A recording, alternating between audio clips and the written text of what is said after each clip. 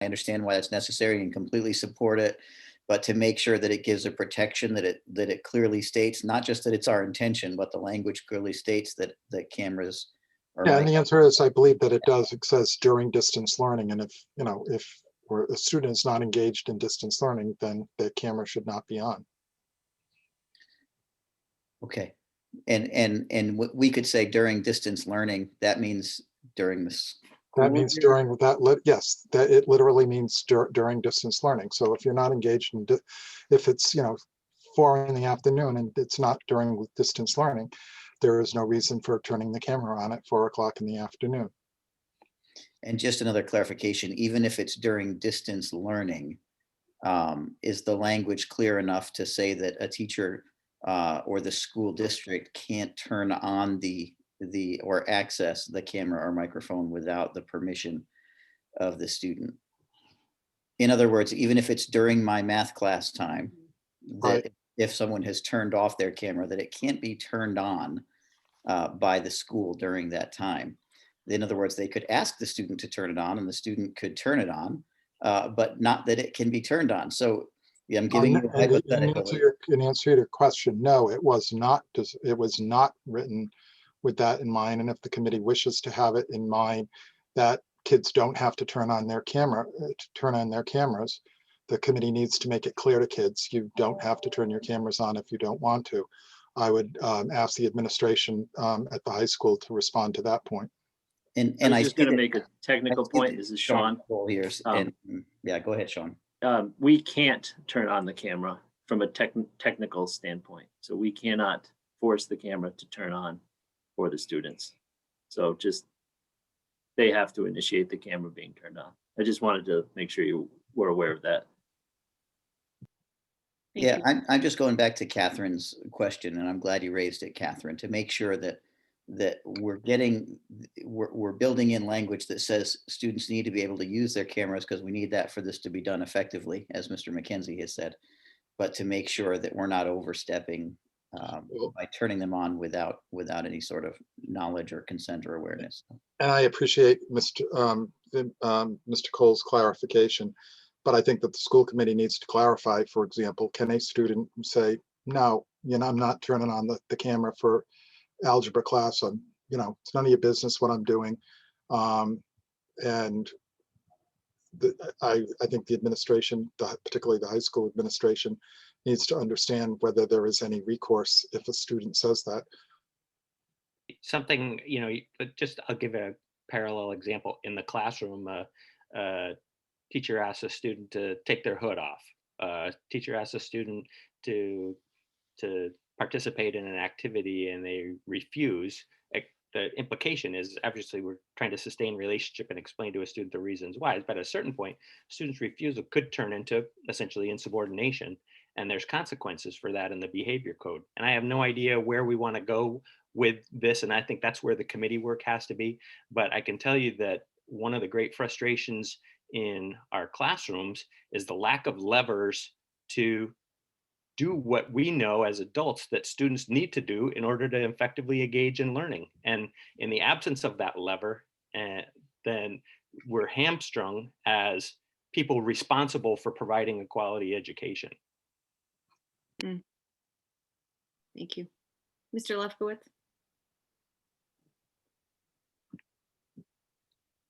You are muted currently. You can unmute yourself. There we go. The other thing that I want to make sure that the committee understands, at least from the teaching perspective, I mean, the superintendent referenced the midterms.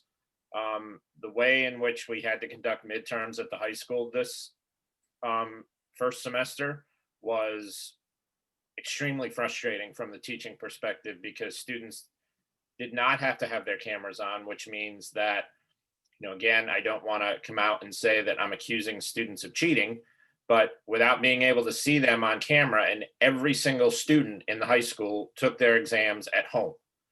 And without those cameras on, it's really difficult to determine. Mr. McKenzie mentioned the multitasking. If I turn my video off and I'm taking an exam where there's content, if I, turn my camera off, there's nothing that the teacher can do to see whether or not I'm, using another device to do a Google search on, whatever the question is asking. So from the teaching standpoint, that is where we had several members who, once we found this out kind of at the 11th hour that cameras were not going to be available to be used, I hope you can understand and empathize with the level of frustration that we had, because there are a lot of individuals that felt the integrity of those exams went out the window when we were not able to utilize cameras. We had no idea if even the student themselves were taking the exam, because in a lot of cases, they not only turn their camera off, but they turn their mic off, and that's it. So I really hope that this is something that the committee considers, because if we're gonna do exams for semester 2 and we're still living in this COVID world, it's a really, and these exams count a lot. So if you're going to have the exams count as much as they are, then the teachers need to have some ammunition to make sure that the grades that are awarded are an accurate reflection of what the student knows and not what they can, search for on various devices. And just to piggyback on Ben, and I agree with all he said in terms of the frustration of that in the moment.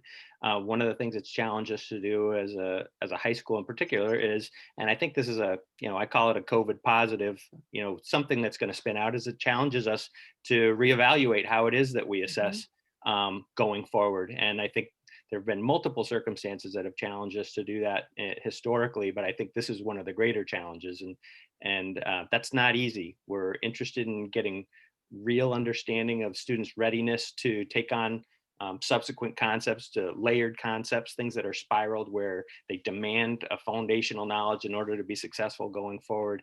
And if we can't accurately assess that, then it creates gaps. And that is at the expense of our kids graduating with choices. So again, a lot of the frustration felt absolutely on me as the principal of the building. It's my responsibility to put students and teachers in the best position so that as professionals, they can do their jobs, and that those assessments are a reflection.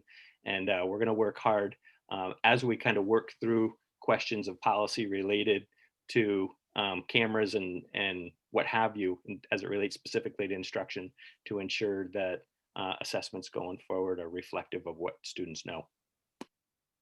Thank you. Any other comments? Ms. McAllister? Yeah, I just, if I understand this correctly, the district cannot at this point turn on the cameras, correct? So if you're in the class with students and they refuse to do something, refuse to take their hood off or whatever, and they continuously do, there's consequences for that. So if I would think if your expectations for distance learning and exams is that the camera is on while you're taking the exam, that there would be consequences for that. And there would be, if you refused, there would be other corridors to take to get help for that student, or at least an understanding of why the camera isn't on. Maybe with parents, that the teacher would be able to have some other conduits to get help in that area, I would think, but please tell me if I'm not correct. Mr. McKenzie, would you like to respond? Sure. I was waiting to see if John wanted to, but essentially what we don't have in the policy as written was a lever to say to students, if you're not willing to engage in an assessment on the terms that we create, then you're not going to take that assessment, and we're going to try to educate you on the reasons why it's essential or come up with an alternative. So Yeah, I would simply say that Mr. Stroll's question about the policy is a good one, because the policy does not contain a lever, and the school committee has to decide whether or not, for example, if you turn your camera off during your final exam, that whether your final exam counts or not, whether there is some consequence for it, just like if you wear your hood in class all the time. On the other hand, if the school committee says, no, we never want to be able to tell a kid to turn on their camera, then the school committee should live with the consequences of that. But the school committee needs to tell the administration, be it the superintendent, Mr. McKenzie, me as legal counsel, Mr. Lefkowitz as an English teacher, what is the rule, what is the rule? Thank you. Mr. Day.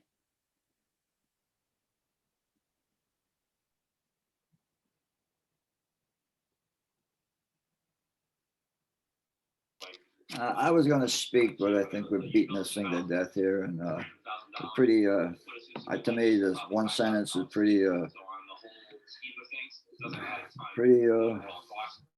upfront. So I don't know what we're continuing this discussion about. Thank you. Thank you. Ms. Macaruso. Two really important points of discussion. First, I support that we need to encourage our students to have cameras on, especially during exams. So I will vote in favor of that. Two issues that we need to consider, though. One is equity in terms of digital bandwidth, right? That there is an issue with at times, in order to maintain bandwidth to be able to stay engaged, the camera takes up a lot of that. So depending on where our students are located, we just need to be, to have some conversation, and I trust our administrators. Actually, I don't think the school committee needs to have a particular ruling on it, but I think we need to be aware that our building administrators need to be able to know the family, know the circumstances, know the location, to know whether or not the student has the choice of even making it to the exam digitally and having camera on or not. It's a real issue, especially if our students don't have the ability to have the Cox super duper package, right, of digital access, or they're in a rural space, right, really rural space. So just, I trust our administrators to know that. The other piece is, I have a question, Chair, for Sean Cole, which points to Mrs. McAllister's kind of compassion come this, and I knew I love that she went there, which is that why is your camera off? And there is a certain vulnerability for some of our students who have circumstances that may make it difficult for them to show other students their private spaces, depending on what their circumstances are. And so I wonder if students have access to backgrounds, because I believe if they have access to Zoom backgrounds, then that changes the conversation and helps the administrators to say that they really must have their cameras on because their privacy can be maintained while they are engaged. So I just like confirmation that they have access. Something that we kind of threw out, I think, to your original point, the drain on bandwidth for using that back screen is twice as much as what it is, I mean, in terms of that equity issue, I think you're doubling down on the struggle for that student to be connected on any level, I think, at least in terms of equitability. So the people who have the super powered, I don't know what you call it, the Cox package, they don't have those issues of the background that the kids who don't have it.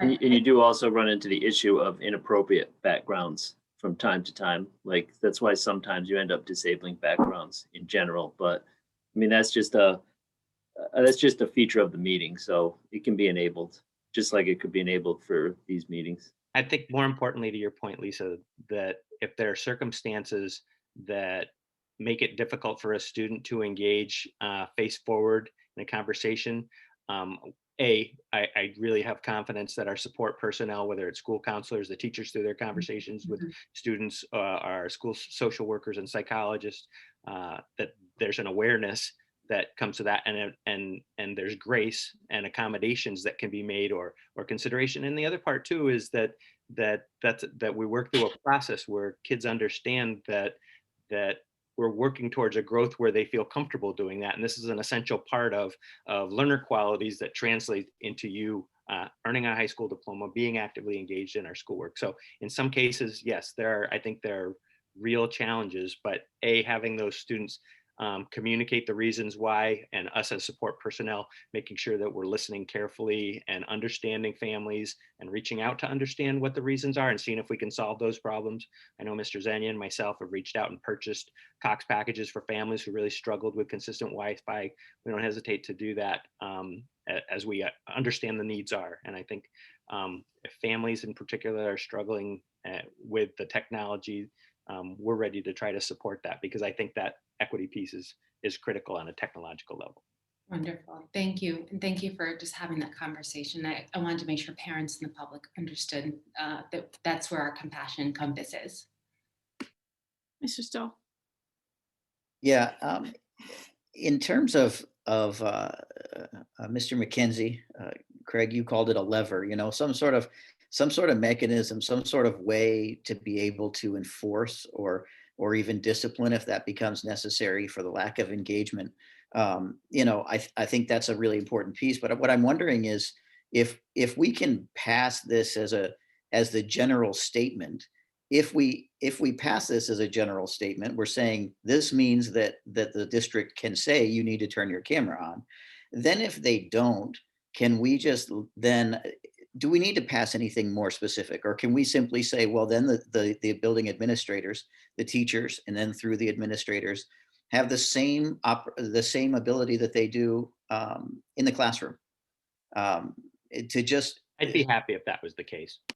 So I guess what I'm saying is, can we pass this with a general statement, but pass it with consensus that says our understanding is that once we say that teachers can require you to turn the cameras on, that then the discipline process is the same. If a student doesn't engage with camera and microphone virtually, that they would just simply go through the same process with discipline from their teacher and supported by administration? Or do we have to make it more specific? I just qualified understanding that, kind of to Lisa's point, that in some cases that discipline might be restorative, or that it might translate into us, you know, learning enough about a family and an individual student to understand how we can support them towards removing that obstacle, whether it's an anxiety or what have you.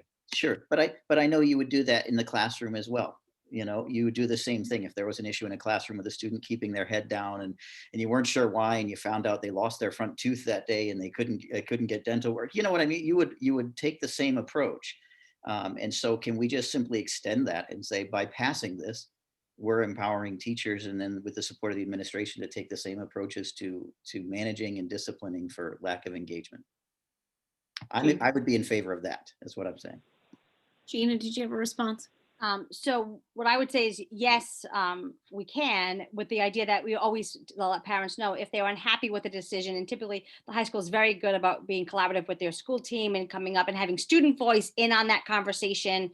So I have all the faith that they would be able to come up with a messaging to the families about what those expectations would look like, so that the messaging was clear. And I have all the confidence that we would first seek to find out you know, what the why behind the camera.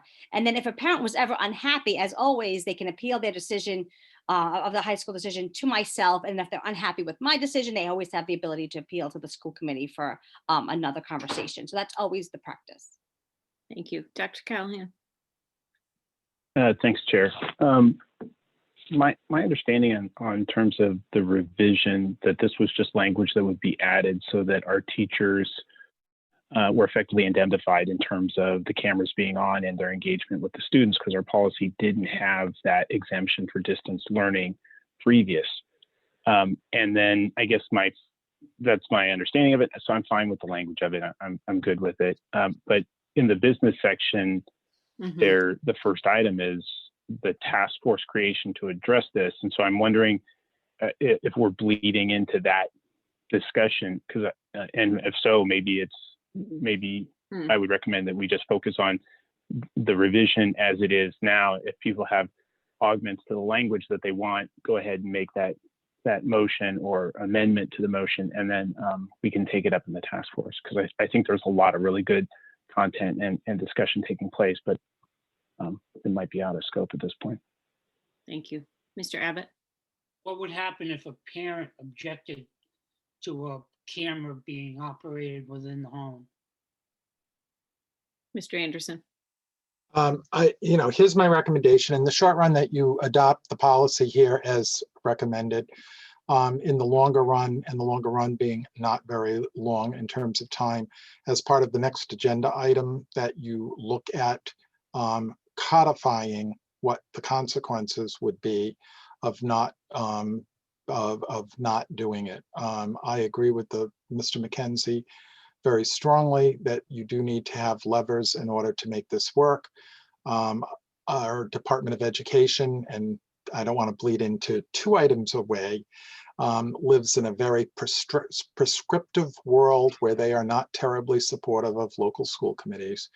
And that's why we have to dot every I and cross every T. So in the shortest of run, I agree with the recommendation and the approach advanced by Mr. Stahl and seconded for practical purposes by Dr. Callahan.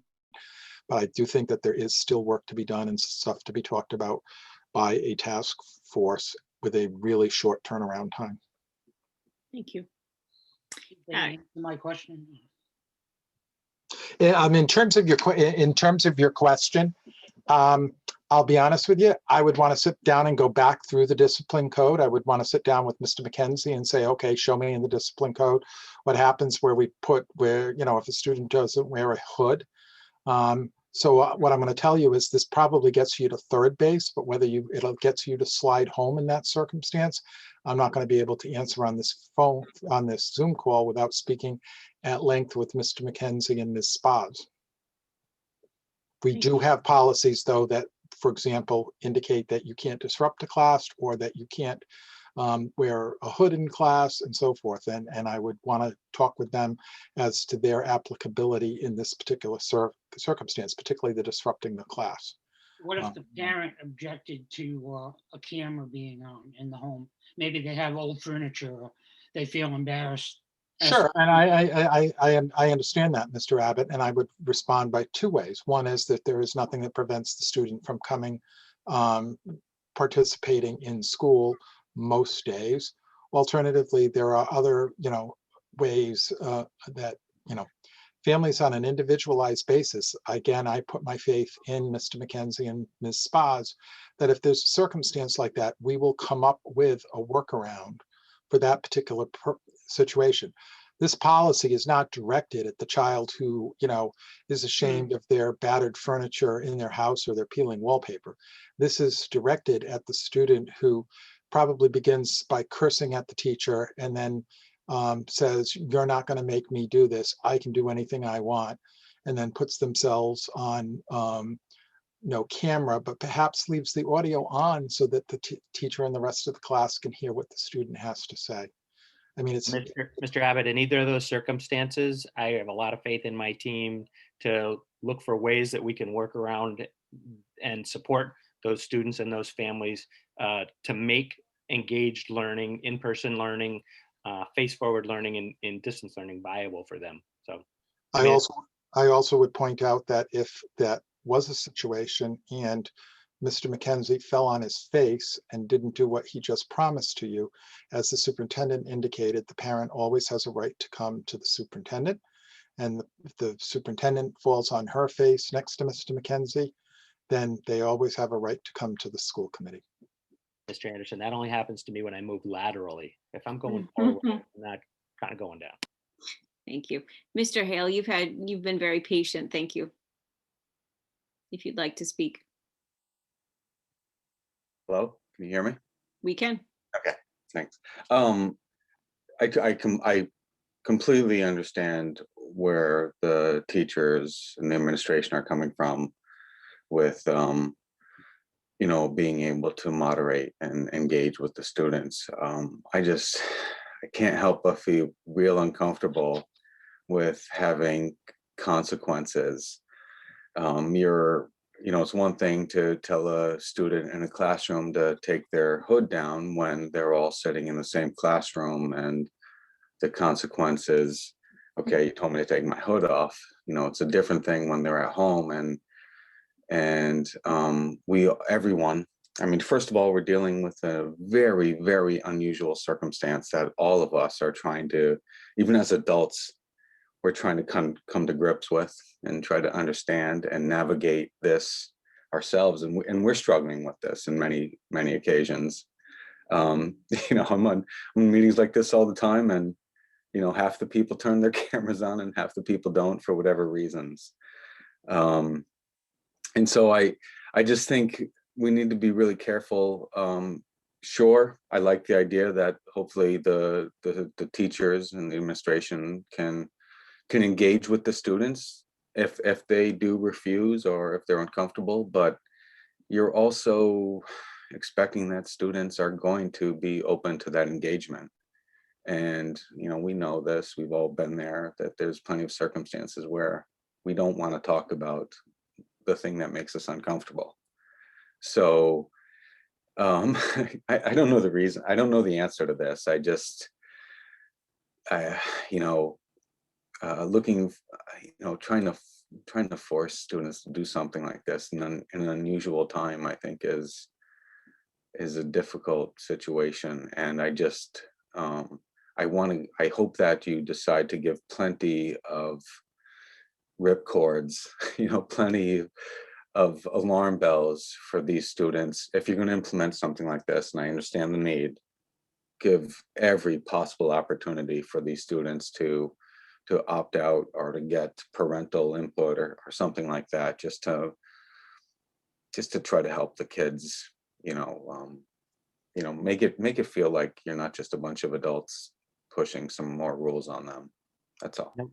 I absolutely agree with what you're saying. And I would kind of liken it even to, you know, concerns that maybe we had at the beginning of the school year regarding masking and whether kids were all going to abide by our mask protocols of keeping your mask above your nose and doing it with fidelity and coming with one every day.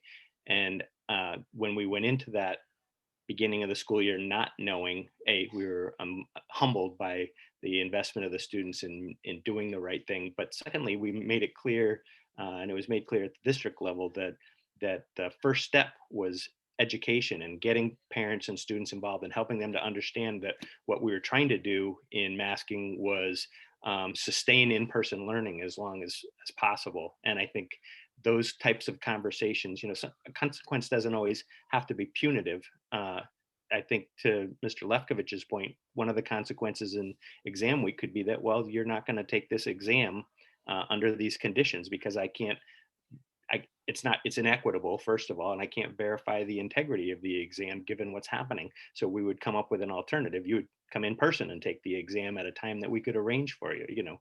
Now, does that create an incredible burden on the school community to try to navigate all those things, equal to the one that we tried to in our original intention, which was to try to bring every single student back into school so that we could maintain the integrity of the exam. So those challenges I absolutely understand, and I hope you appreciate that all of what we're doing this year is with a level of grace and empathy and understanding, not only of the challenges of the students, but of the faculty and staff to try to navigate what is, and I've been in some observations in the last 3 weeks, very humbling to watch a teacher balance in-person distance learning, giving attention to individuals, challenging individuals to give at least an electronic thumbs up, if not a face forward, a nod that I understand what's happening, getting students to collaborate in person and distance learners collaborating in breakout groups. It's a new world of instruction, and our teachers have been brave in pushing through it. And to your point, we've been doing that kind of building the plane while we're flying it, like we are in this very discussion. So I appreciate your input. Mr. Day. Yes, thank you. I thought Ryan put it very eloquently maybe 10 minutes ago about, you know, this is a temporary situation. We have a high performing school district. We have some of the top administrators in the state of Rhode Island. We have the greatest teachers in the state of Rhode Island. We have people moving into Charahoe because of Charahoe. And now we're spending all of this time concerned about whether we can keep these kids high performing by holding them accountable. I'm very confused as to what we're sitting here and discussing and arguing about. If I could, I'd make a motion to move the question, but if I don't want to cut anybody else off, but I think we have a lot more pertinent things to do on this agenda tonight and going forward than worrying about making sure these kids are accountable and everybody has an equal chance to score equally on a test and not be using some secondary iPad or computer to answer questions while they're taking tests and doing their homework or their classwork. So I'm beyond frustrated. Thank you. Mr. Lefkowitz?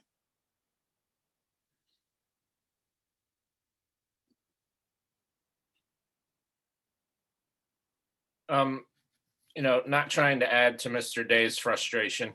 I think, from the teaching perspective, it is also frustrating. And I'm only going to speak for myself because I don't want to speak for all of the teachers. I do empathize. I do understand what these kids are going through. I have the privilege of teaching seniors, and some of these kids are really open and honest about what they're experiencing. And it's kind of heartbreaking when you really start to look at, especially this senior class where, they started, they concluded their junior year kind of really being left out. And then they start this year and to say that they have experienced what it really feels like to be a senior is quite sad. So I think from a teaching perspective, at least for me, it's not a question of where I need to have Johnny or Janie on their camera for the entire block.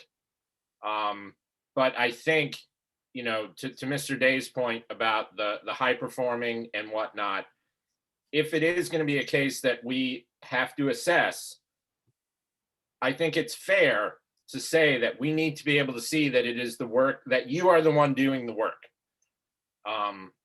And Dr. Callahan pointed out with regards to the task force, and I think his points are well taken, and I respect everything that he said. But I just want to make sure that the committee understands, at least from my perspective, that I'm not looking for, okay, you need to be on the camera all 90 minutes and you can't do anything and you can't say anything. In a classroom, if a kid chooses not to turn their camera on and their grades suffered, then that's something that as a teacher, I can communicate with not only the student, but also the parent. Say, hey, I'm noticing there's a grade drop the past 4 classes. For whatever reason, I've seen a lack of engagement in my class when they've been at home. There's a way that I can problem solve that where there's no punishment.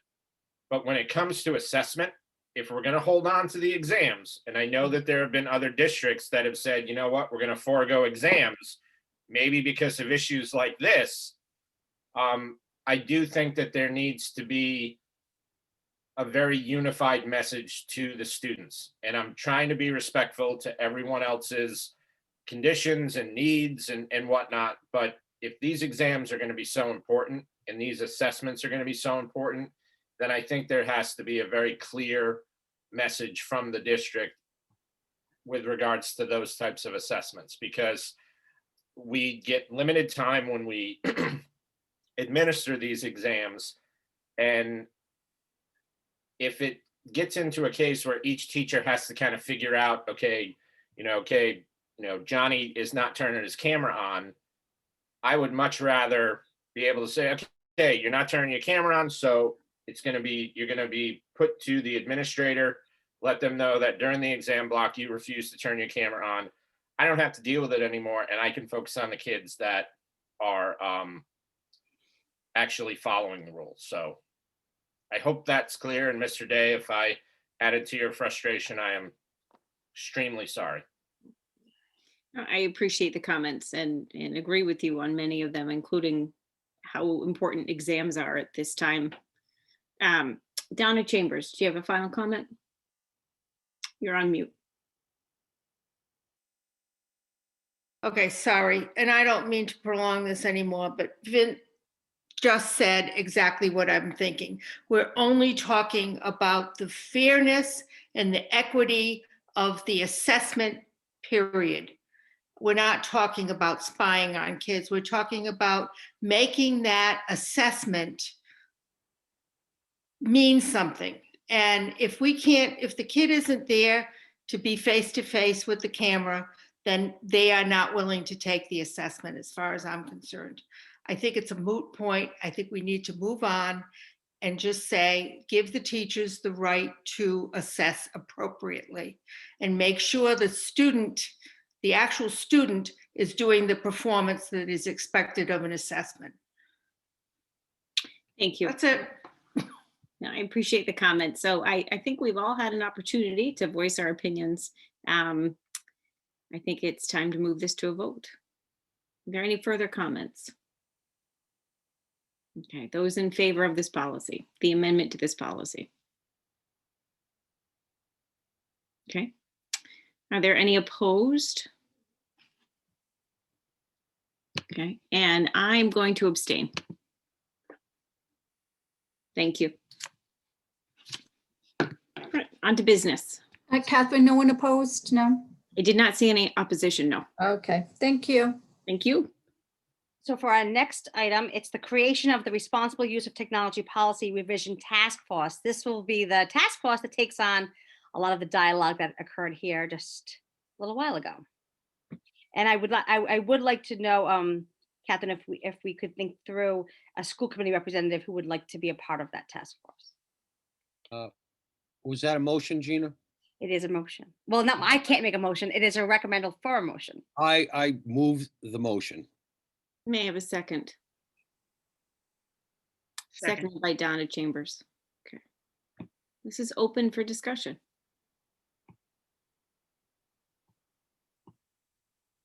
At this point, Gina, are you looking for a volunteer? Are you looking for one from each of the 3 towns? From the school committee? My Or understanding is, last time there was a task force, there was 1 representative. So I think that would be fine if the direction the committee is okay with. Sure. So is anybody looking to volunteer to be on this committee? Donna Chambers? Excellent. Thank you. Is there anybody else from the committee who might like to be on this particular task force? I could volunteer, Catherine, but I know that it was said there would be a short turnaround. I will be unavailable all of next week. So if the work isn't going to really start till then, I would volunteer. I'm thinking, Gina, this will be a long-term project, right? Longer than a week, definitely. Yeah. Excellent. Turnaround is hopefully not until next year, but definitely not in a week. All right, Mr. LaGuardia, excellent. And Ms. McAllister, were you looking to be on this as well? I was, but did you think 1 person from each town or? I don't think that's necessary. If you are up for it, I think you Okay. should be able to. Excellent. I am. Okay. Any further comments? All right, I'm not seeing any. If we could vote, all those in favor of this creation. Is there anyone opposed? Don't see any opposition, any abstentions? No, it looks like that was unanimous. Thank you. So the next item on the agenda is, this was requested by Craig Lozano, a discussion on the commissioner's ruling, BR and KR versus North Kingston School Department. And John is here to talk about that case. So before John gives us a Reader's Digest condensed version of what happened in North Kingstown, my concern is, and even though I've been told we have a policy that addresses it, but what I would find amazing in this world is that people usually find ways to avoid policies or go around policies. My concern was whatever happened there, policy or not, I feel that, it could still happen anywhere. One thing that I've felt as an individual since the pandemic has started is I truly believe if our country took this a little more seriously, everybody did, we might have saved a few lives and we might not be in the position we're in right now. And I think this ruling by RIDE on a situation kind of illuminates what we've been going through as a country. I'm not saying that it's all about that, but so if John could just give us Sure. I'm happy to do so. And Um, how it could have possibly affect us. Sure, very briefly, in this particular case, there were 2 students. The students did not follow the COVID protocols. The students came to school sick. The students proceeded to infect 22 students at the middle, expose 22 students at the middle school and another 22 students at the high school, including the entire girls' high school tennis team.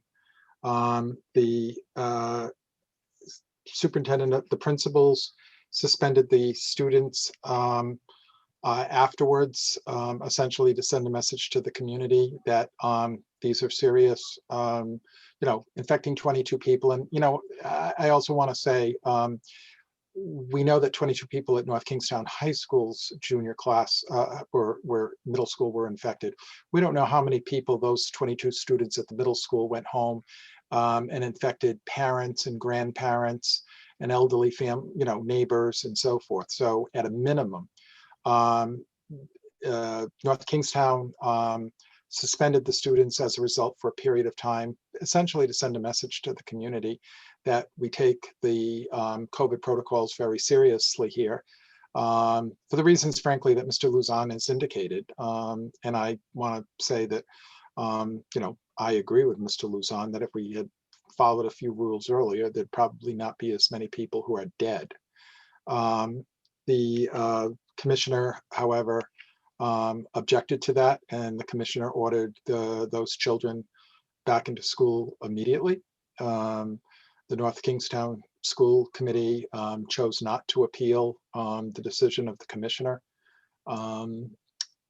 In terms of how that could affect Charahoe, obviously, if there are parents who flout the rules, the COVID rules, after the superintendent is not in a position to impose discipline after the fact, there is no deterrent effect on the part of the superintendent. However, it is my position that until the commissioner rules otherwise, that if we have parents who refuse to cooperate with the protocols, and specifically, we do have a couple parents who refuse to cooperate with the attestation process. That is, they put their child on the bus in the morning without taking the steps that all other 2,500 students in Charahoe are taking.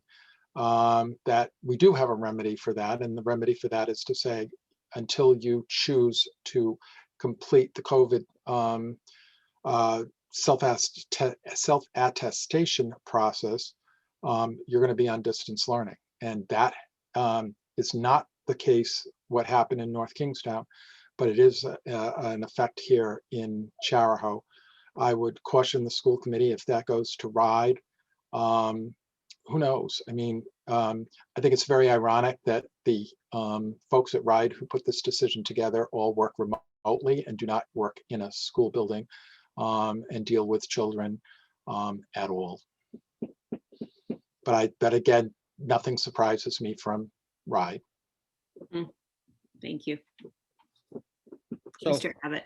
Oh, I'm sorry. Mr. Luzon, did you want to finish? Well, my only premise here was I opened the door here and I see there's 48 participants tonight. So I get a feeling we might hear some other opinions. Thank you. As a procedural note, if you do want to comment and you're a part of the audience, just raise your hand. It is customary for the school committee to have the discussion and then we open it to the public. Mr. Abbott? Yes, just wanted to note that according to the information that I have, the death rate in the United States is increased by 17% as a result of the COVID virus. That's a lot of people. It is a lot of people. It is a lot of people. And again, I think it was very unfortunate on the part of the commissioner to say, oh, this was 22 kids at the middle school and 22 kids at the high school. No, it was far worse than that. We will frankly never know, whose grandmother got infected, who, family member got infected. Thank you. Ms. Chambers? Gina, John just alluded to the fact that we do have several situations we've had several situations here in Charahoe. Do they persist? Do the parents persist in not keeping their kids home when you're saying if you're not going to abide by the guidelines, then you have to keep your child home? How close are we to being a North Kingstown in this situation? So hopefully we're not that close. We have had pushback. And to be clear, when we submitted our original plan over the summer, our first request at the attestation form, because we weren't sure sort of how we were going to make sure everybody every day, as is, every district was figuring this out, and those apps that you see weren't created. We discussed sort of like a beginning of the year form. I, Gina Picard, solemnly swear that I will make sure my child, if I put them on the bus or send them to school, that I will ensure that they are well and they have none of these symptoms. RIDE specifically gave us feedback on that item and said it was unacceptable that we had to do a daily check. Wow. So we revised Interesting. it. That was that first feedback rule. We revised it, and Sean Cole with the review of and Dorothy Fitzgerald worked very hard to get that PowerSchool app up and running so we could digitally do that. Now, in cases where our family struggled, we did virtual sessions, as we mentioned about earlier. Education, right? What's the struggle? How can we help you? Librarians pitched in, secretaries, clerks, Dorothy, Sean, all of our IT staff. We did virtual. Renee created little videos, and we really went. I remember. And we did all of that to ensure that access was there. Every student had a device, so there was no reason why a family could say to us, we don't know how to get on, because we were giving everybody devices. So we really made sure that was done. However, to John's point, we had a few, and we did the reports. We kept pulling reports like who are our biggest offenders, and I spoke with the principals and asked them to continue to reach out to those families. And basically, we gave, I don't know if you recall, and a few of my messages said that if you are not completing this daily self-check, you will be moved to distance learning, as it is an infringement on our community for safety. A couple of principals got to the point where parents pushed back. They did exactly what I asked them to do. Was you can appeal my decision to the superintendent. Parents that called me, I affirmed that that is exactly what they have to do. I explained what I explained to all of you. And then John and I spoke about an alternative for one family that said, if I handwrite the note, sure, if they come in hand with the note, but if you don't, so we would try to figure out ways we could be thoughtful and say, okay, well, if a child shows up and the note in hand, we will accept that because it's the attestation. So we really are trying to work with people, but I haven't gotten to the situation where some parents are like, fine, I'll go to DL, and others have not pushed it to your end. So, but I'll do a check with our principals this week to see if we still have any of those. We shouldn't, because we've been definitely pushing the fact that they will be moved to DL. And I know principals have copied me on their messages when they've had to get to that point. I appreciate that you're sticking with this, and the administration sticks with it. Thank you. Mr. Luzon? You're on mute. So one last question, John. Side note, if the school district would have worded it differently, other than trying to send a message to the parents, do you think RIDE would have ruled differently? I got to be honest with you, I don't know. I mean, I often think, frankly, that RIDE gets in its mind what they want to do, and then they back engineer the logic behind it. I really, I've been doing this for 30 years, and I've learned not to assume what RIDE is going to do next, unfortunately. Okay, I was just curiosity on my part. Thank you. Any further comments from the school committee or the public? Mr. Day. John, would you enlighten members of the school committee or members of the audience that may not understand how the commissioner gets a person to review a case that comes before him? I think that's very important for people to understand that. Sure. The way that the process is supposed to work is that if you're unhappy with something, you talk to your principal first. If you're unhappy with your principal, you go to the superintendent. If you're unhappy with the superintendent, you go to the school committee. If you're unhappy with the school committee, you can go to the commissioner. There is a bypass that will get you straight to the commissioner in the event of an emergency. For example, I have done cases where, for example, the school has said a student is not going to participate in graduation because they didn't pass senior English. The parent said, my child should have passed senior English. And by the way, graduation is tomorrow night, and graduation doesn't get held up because of one kid. So the commissioner has an emergency hearing. So there is a bypass for that. The commissioner then assigns a hearing officer. There are three hearing officers. This decision, if you look on the last page of it, was written by, I believe, hearing officer Catone. Yep. And then they submit the decision to the commissioner for approval, and she either signs off on it or she doesn't sign off on it. The vast majority, the commissioner signs off on. So I will simply say, with regard to Charahoe, there is a tremendous amount of work done at the building level, but also really the heavy work gets done by the superintendent in terms of trying to work out problems so that we don't go to Providence and have to roll the dice in the commissioner's office. And we have had, good success in doing it, but it is a difficult and frustrating process. After the commissioner rules, a parent, depending on the type of case, the school district, that through its school committee, can either go to the Board of Regents or go to Superior Court. In this particular case, I spoke to North Kingstown's lawyer, and the North Kingstown School Committee was essentially fed up, and they weren't going to, pursue it anymore, pursue it any further. John, my question, my other thing, my understanding is, where do these hearing officers come from? That's, I think, is The hearing officers are employees of RIDE. That's what I was hoping you'd get at, that, we got Yeah, about. they are employees of RIDE, and I suspect that the hearing officers, whereas the superintendent and our principals and Mr. Lefkovich and all his members are in schools every single day. I'm not sure when is the last time some of the folks at the Department of Education darkened their offices, never mind there's a public school here in Rhode Island. That's where I was hoping you'd get at, John, because I didn't want to speak out of turn, but it's my understanding that they all work for the commissioner. So we got about as much impartiality there as anybody else, I guess, huh? It can be very frustrating to be a lawyer at the commissioners. Thank you. Any further comments from the school committee? Anyone from the public?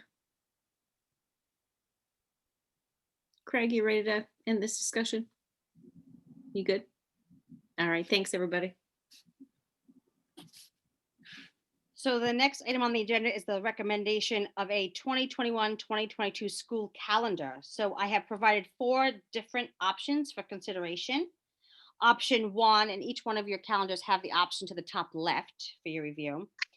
Option 1 does not include the 2 optional holidays listed on the state calendar.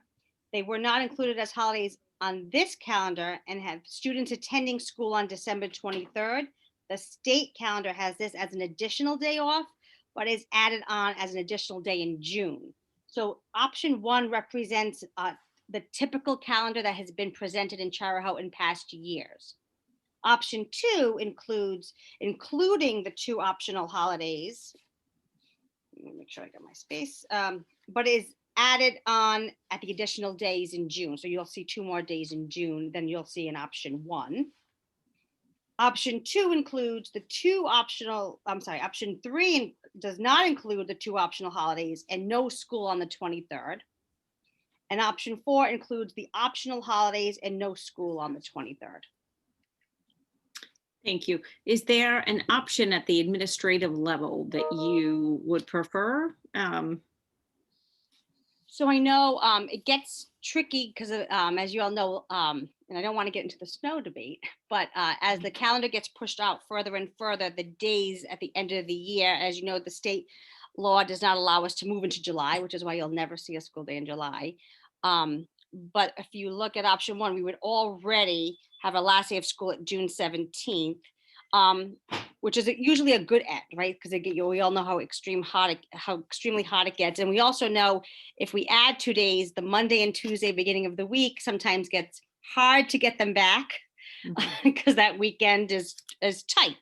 And with the option of the virtual snow days, and with John's advisement over the beginning of the year around the school calendar, typically the way it's looked at in the past with the optional holidays is, are you able to staff your schools on those days? And we have actually a review with Chris and Merritt, have no issues with staffing and would be able to staff based on that conversation. So we also included, and just so you know, in all the calendars, and a monthly early release, which is very typical in Charahoe. We've had the early release.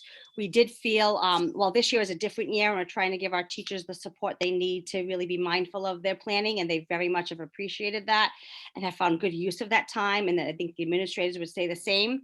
We also know we're going to be rolling out a new ELA and upgrading our math. So the monthly early release allows the district to sort of take some support and build in PD in the calendar and account for those days as well. Thank you. Okay, several hands. So I saw Craig first. So that's why my hand went up first, because I'm gonna make a motion to accept option one. Okay, second by Ryan. I'll second that too. So let's open this up for discussion. So that's not the one I was going to pick. So let's have a discussion, and maybe within the discussion of option one, we can flesh out the other options. So Lisa. Thank you, Chair. So you, Chair, actually several years ago spent a considerable amount of time trying to get the South County school districts to unify a calendar. Throughout many of those conversations, the school committee lamented that there was not a statewide calendar. And we faulted the state for a lack of leadership in not having a statewide calendar for such a small state. So I would recommend that we take the opportunity to join, right, the initiative to have a unified state calendar. And so what the state has proposed as the calendar is what I think that we should adopt for that reason, but also for the reasons that we've discussed previously that were asked to be deferred to this discussion, which is to be inclusive of all holidays as the Clark family presented in the past, so that all students are included, and although they could take the day out without penalty, they don't have to ask permission to do so and miss work. And that was really clearly stated by a number of different ethnicities in the district. But overarchingly, right, we wanted the state to say one calendar for all the LEAs. And so I would recommend that we adopt the state calendar. Catherine, I just want to clarify something just to make sure it's clear. The state calendar did not include the optional holidays in their 180 days. It's the December 23rd that would be different from us. So really, the option one, for us, the only difference from our calendar to the state calendar would be December 23rd. Not you. The state did not include the optional days in their count of 180. So does calendar one include the optional holidays and gives us the 23rd? No, the only change. So option one is the state calendar as presented, like you said. The change for us would be the December 23rd, we would have school as you've had it typically in the past. Gotcha. Well, let me think about it. I gotta look at that again. I just want to make sure, because you were saying about you wanted the state calendar, but that is the state calendar. They didn't add the optional holidays in their 180-day count. But it had been there the last time we had this conversation. No, they gave us two options, but they only publicized option A, which did not, which included them. But districts, so this year they were clear. They put out the 180-day calendar based on feedback from last year, without, because I guess the majority of districts didn't have it, without including the optional, but telling districts, if you want to do it, you as a school committee can add them in, but they did not. I'm gonna go back and look at Craig's motion. I'm done. Okay. John, why don't you jump in?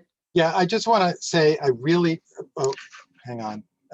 Yeah, I'm on.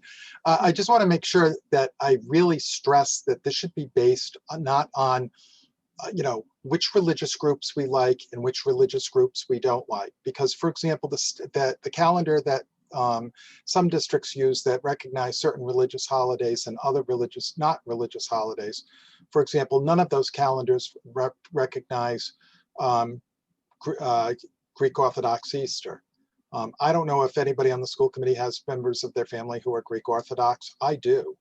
And I know a lot of Greek Orthodox people who feel it's very offensive. A group of Greek Orthodox employees were in another one of my school districts was very upset after the school district gave out other religious holidays in the goal of being inclusive. And then they were told that their holiday didn't get included. I really encourage you to focus on the question of, do you have enough staff to operate the schools? I think the answer is on December 25th, you would not find enough staff to operate the schools. I will tell you that I do know a district that canceled school, that had school on Good Friday after having, same district that had the problem with the Greek Orthodox community. They tried to do Good Friday, but frankly, they couldn't do it because 1/3 of the school district called in that day. It was a complete and utter disaster. But I would encourage you to focus on, to paraphrase the president, focus on the science, focus on the data. And Kristen Merritt has looked at what days you have been able to staff. So if you're saying, let's say, for example, Lisa, the conversation was, I want to go along with the state calendar as is, it would be option 3. Does not include the 2 optional holidays and no school on the 23rd. That would be the state calendar as presented by the state. Excellent. Okay, I've got Donna and then George and then David. So Donna. and Okay, then- so I think we should be as close to the state calendar as possible. So I would go for option 3. However, why are we back to February vacation? I thought we had in the past eliminated a lot of the February vacation. We had, but that is the state calendar. That's the state calendar, certain- so everybody has to do February vacation. There are certain teachers unions in the northern part of the state that like February vacation. Okay, so There are a so lot we that live do with it, follow. yeah. Okay, thank you. Thank you. David.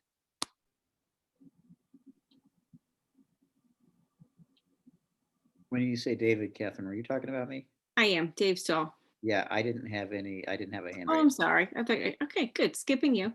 I'm Mr. leaving Abbott. on This one. As I understand it, the state calendar doesn't list the individual, does list the individual holidays like Columbus Day and Christmas.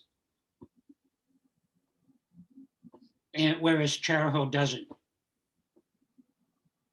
So how would you reconcile that?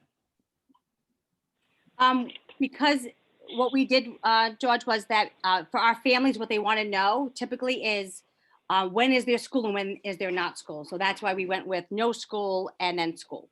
So that it would be clear the days that we did not have school. Okay. Mr. Luzon. Yes, can you hear me? Yes. So getting back to option 1. First of all, I would tell you, like I used to tell my little kids when they used to have them snow days, and they loved those snow days. And I said, well, you're gonna have to make them up in June. They look at me a little puzzled, like, what do you mean, Dad? And so the point is, one less day in June is a good thing for the students and our staff, by the way. But getting back to the subcommittee that Lisa made reference to, I was actually part of that subcommittee also with Catherine and Barry. And we did sit down with the other, not all the districts in Southern Rhode Island, but well, I'd say a good half of them.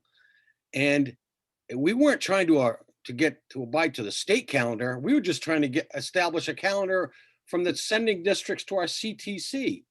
And we couldn't even accomplish that, but the effort was made.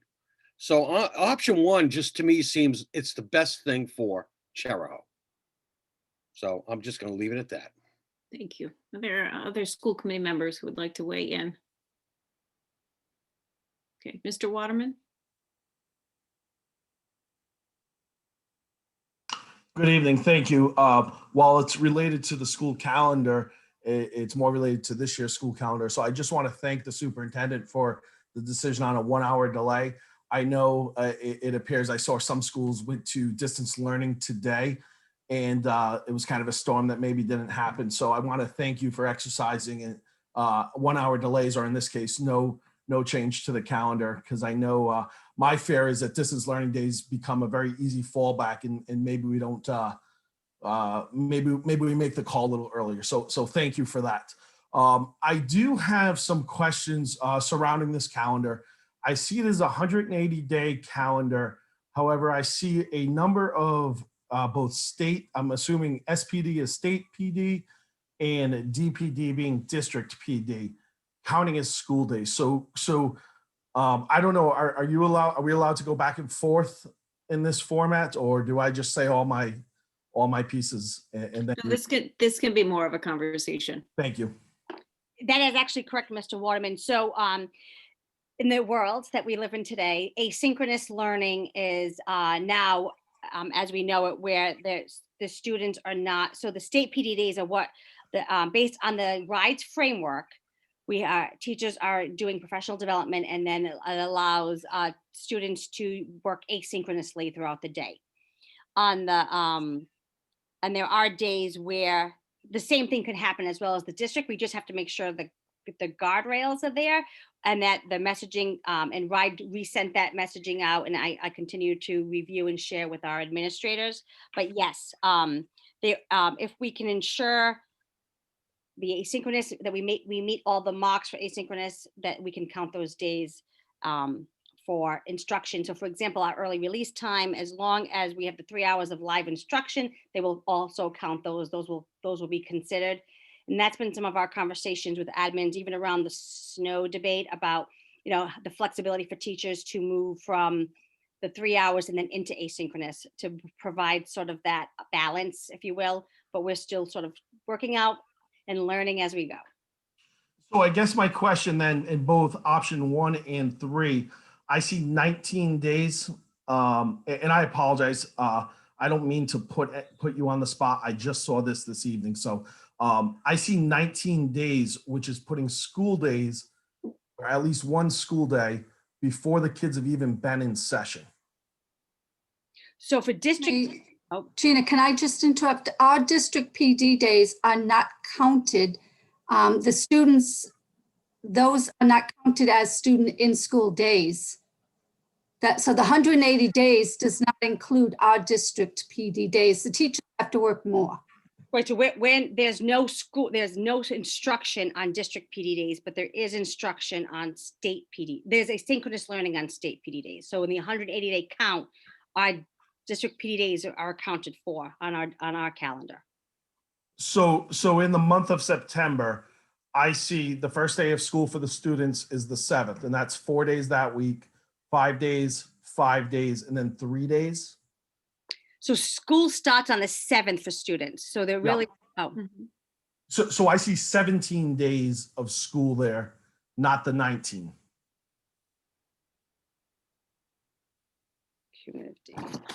That is because the state counted the first 2, the Wednesday, Thursday. The state is counting that as student days. They are.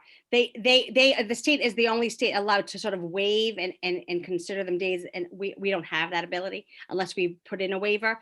But it's similar to this year where they counted them as part of their count. So, and I'm gonna bring this all together in full circle. So, if I'm understanding this correctly, so for state PD days, so what has always been, going back to my days as a kid, and I'm sure many of ours, it was always a 180-day school calendar. Yep. So the state has peeled over 4 days, and so really we have 176. So the state has sort of peeled back 2 days for 178, and then the other 2, we're responsible for the asynchronous learning. Okay, so it's down to 178. And the district PD days, I think it was Donna. I don't know how to pronounce your last name, so I won't even try. I believe you said the district PD days are not asynchronous days, so those do not count towards the 178 for this year? The teachers actually attend more days than the students. So you'll notice that the students actually go the 178 days. So the district PD days are not school days added on at the end. Okay, so, Okay. and I'll start to bring this, I know I'm using a bit of time, so I'll start to bring this full circle. So as you may or may not remember, I spoke back in December regarding my concern with the half days, the early release days. I see they're back in this calendar, so that bothers me. So I see 10 early release days, which equates to 5 days of lost direct instruction. So our 178 days gets reduced down to 173 days of actual in-person equivalents. I know there are many studies, both at the state and national level. I have a study that I was looking at here. It's from McGinsley and Company, and it's talking about learning loss that our kids have faced during these COVID times, for about the last year. If over the last 3 years, if you figure the average of learning in ELA and math, and I'm a parent of two children at Hope Valley Elementary and one at the middle school. If you look at the average learning in math over 3 years at 100%, and the average in reading reading at 100%, the studies have found that in schools with greater than 50% white students, the kids have only attained 90% of what they would normally attribute. And I'm more than happy to send this survey out if anybody wants to fact check or see the data I'm referencing. What's more concerning is the learning loss in math at 69%. So kids have lost 30%. So my concern here is the state has put us in a bind, reducing our school year from 180 days to 178. And then we have the abbreviated, the loss of 5 instructional days due to early release. I go back to the quote in the handbook that says missing 2 days per month, and I won't relive it, just all the impacts it has by 6th grade, being an early warning sign. I guess what I'm asking, is there a way that we can look, I know I asked at the last meeting about budget surplus. Is there a way we can look at using that surplus money to compensate teachers for professional development that doesn't put an additional burden on the kids' backs? That's my request, is if we can get our kids back in school full day this year. I believe it was going to be revisited, the early release days this year. I believe it was going to be revisited. I'd be curious to see that conversation. And I ask that you not do early release days next year. Thank you for the time. Thank you. Vin? So I just have, I'm confused because when the superintendent showed me the calendars, I was under the impression that there were questions and issues, because the last thing I remember being told is, I think Anna Riley is wrong with regards to the calendars. And I never heard anything else after that. So now I feel like, okay, now we got these calendars when I kind of feel I'm just really confused, because our last conversation, we were kind of laughing in the office. You were saying, I think this is wrong, and then never heard anything else. And now it looks like we're having a decision on what the calendar is going to be.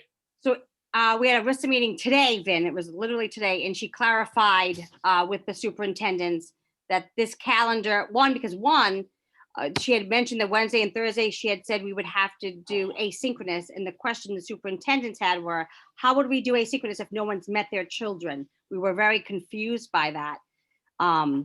It was because that's what I remember you and I but talking about. She clarified today that it was similar to how we did it this year, that was not the case. We could absolutely do was the same thing, that sort of those 2 days. And I think I told you, like, it didn't even make sense either, because there was Friday, the kids weren't coming to Labor Day, and what was this Friday about? So we clarified that noon today. And the only other clarification she had, because I think I told you, is that some of the superintendents had asked, were they thinking of, they had heard that they were going to move the September PD days, but I think with feedback, we all said, to Mr. Waterman's point, we prefer them at the beginning and not towards the end, if we could make sure that we could do what I just said, not anticipate that teachers would plan for asynchronous learning for students they've never met. Yep. So I guess with that, and even listening to, Mr. Waterman as well, I don't know if there's a possibility to, considering there are 4 options, is there a way to kind of get a poll or get a feel for what not only the community feels, teachers, support staff, whatnot? Like I said, I just feel like I kind of put the calendar a little bit off my radar, because the last time we had talked, you're like, I think this is wrong. And then not hearing any clarification until today, I was kind of like, oh, now all of a sudden we're just going to make a decision on the calendar. Yeah, and I actually, my worry was I would have to table it tonight. I think I told you that, right? Yeah. We'd have to, I Yes. put it on and table it if I didn't hear back. The concern I know, I was meeting, is that I know the high school course schedules need to be created. So by postponing till March, it Yeah. means that we're unable to set up schedules for next year until then, which provides them and puts them behind the timeline. So I agree. I think I was thinking, what, and I asked the principals, what would be the harm in waiting, or like, should there's something I should know? And that was one of the things, was it's going to make the scheduling very put us behind for scheduling. So I apologize, but literally got the message today. And last question, with regards to the early releases that are put in the calendar, are these early release days like we're accustomed to now, or is it back to, there could be meetings and other stuff that's, because again, the early release days are contractual. Yep. And I know that, our contract's coming up. It's So a great question, Vin. And actually, you're right. It's going back to allowing the opportunity, because they're daily this year, and we felt like there was a lot of time, needed time, but we felt like with the ELA rollout and the shifts of curriculum, we would need that time to ensure that implementation was strong. yeah, I mean, I'm just putting it out there because, because it is a contractual thing. I just want the committee to understand that there's, not a foreseen guarantee that we're just going to say, yeah, we'll keep the early release days. Thank you. Yep. Erin Lisi? Hi, yes, Erin Lease, Richmond. My question is, could you identify the difference between the state PD days and the district PD days? Meaning what is accomplished under each, or expectations for teachers under each state and district. I will also piggyback on Mr. Waterman's comments on the early release days. I think obviously this year we made special circumstances, but as a working parent to working parents, the early release days is a logistical nightmare and something that should be considered a whole community and maybe looked at hardly before we put it in the calendar in this upcoming year. Sure. And just to clarify, the Charahoe teachers contract has it built in up to 10 early release days, and that's been a practice prior to me coming in, used for the idea to develop the professional needs of our teachers. And typically they believe, if Jane, correct me if I'm wrong, they were on a Thursday, and I think they were like, they could be up to 10, but I think typically the district did maybe 4 or 5 or more. Yeah, I believe we had, I want to say 8 or 9. We had them for most months, but not every month. We didn't have one in June. So that's not a new practice. That the every week was definitely a new practice, but that was built into Charahoe calendars in previous years. And as Mr. Lefkowitz said, it's in the contract. The difference between the state PD days is it allows the districts the opportunity to pool support and resources. So, and to our school committee, Matt Carusso's point, and Catherine Juicy, the state calendar allows us to say, well, as opposed to all of us looking for subs, if we can coordinate across district to be able to do, for example, we do GEMSNet for science, and we can do some cross collaboration with North Kingston, South Kingston, and the districts that we are working with. It allows our teachers the opportunity to capitalize cross district and in the state to be able to provide our teachers with more professional development statewide, and that we're all off at the same time to be able to capitalize. So that really is the only difference. It allows us more opportunities. And, and to be perfectly honest, there are some districts that don't have built into their contracts professional development days. So it allows them the opportunity to build that in, to ensure that they have opportunities to build new teachers, veteran teachers in ways, concurrent learning as an example, to help do that cross pollination in districts. Jay, did you want to add anything about the state PD versus that's pretty much, what do you think? No, I think you covered it. Okay. Thank you. Mr. Stahl. So I'm sticking with my support for option number one here. I plan to vote for that in a minute. But when we're talking about the professional development days, the state days, the 2 days before Labor Day, Superintendent Gina, you know, you mentioned that you just got a confirmation from them about what that's supposed to look like, because they're counted as days, but you can't do any instruction yet. So what did they say? What was the answer? I am curious about that. What was their explanation or their answer today for how you're supposed to have learning but not? And it's just that it's, you know, it's a review of sort of how they did it last year. It's this idea of, okay, yes, we understand that necessarily doesn't make sense, and how would you do that? So the same way this year, they built those in and they're counting them, but in essence, the state has an opportunity that we do not have. If we wanted to ask for days like that, we would have to put in a waiver. They can do that as they and my understanding, and just so we know, right now this is an option.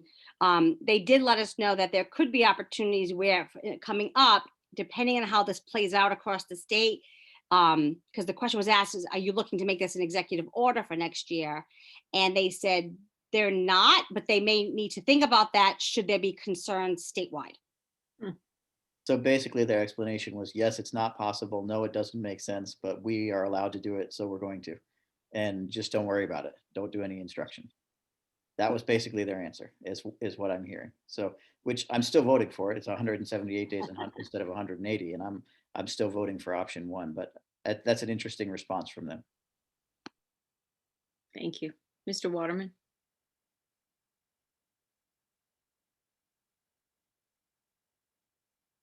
Muted.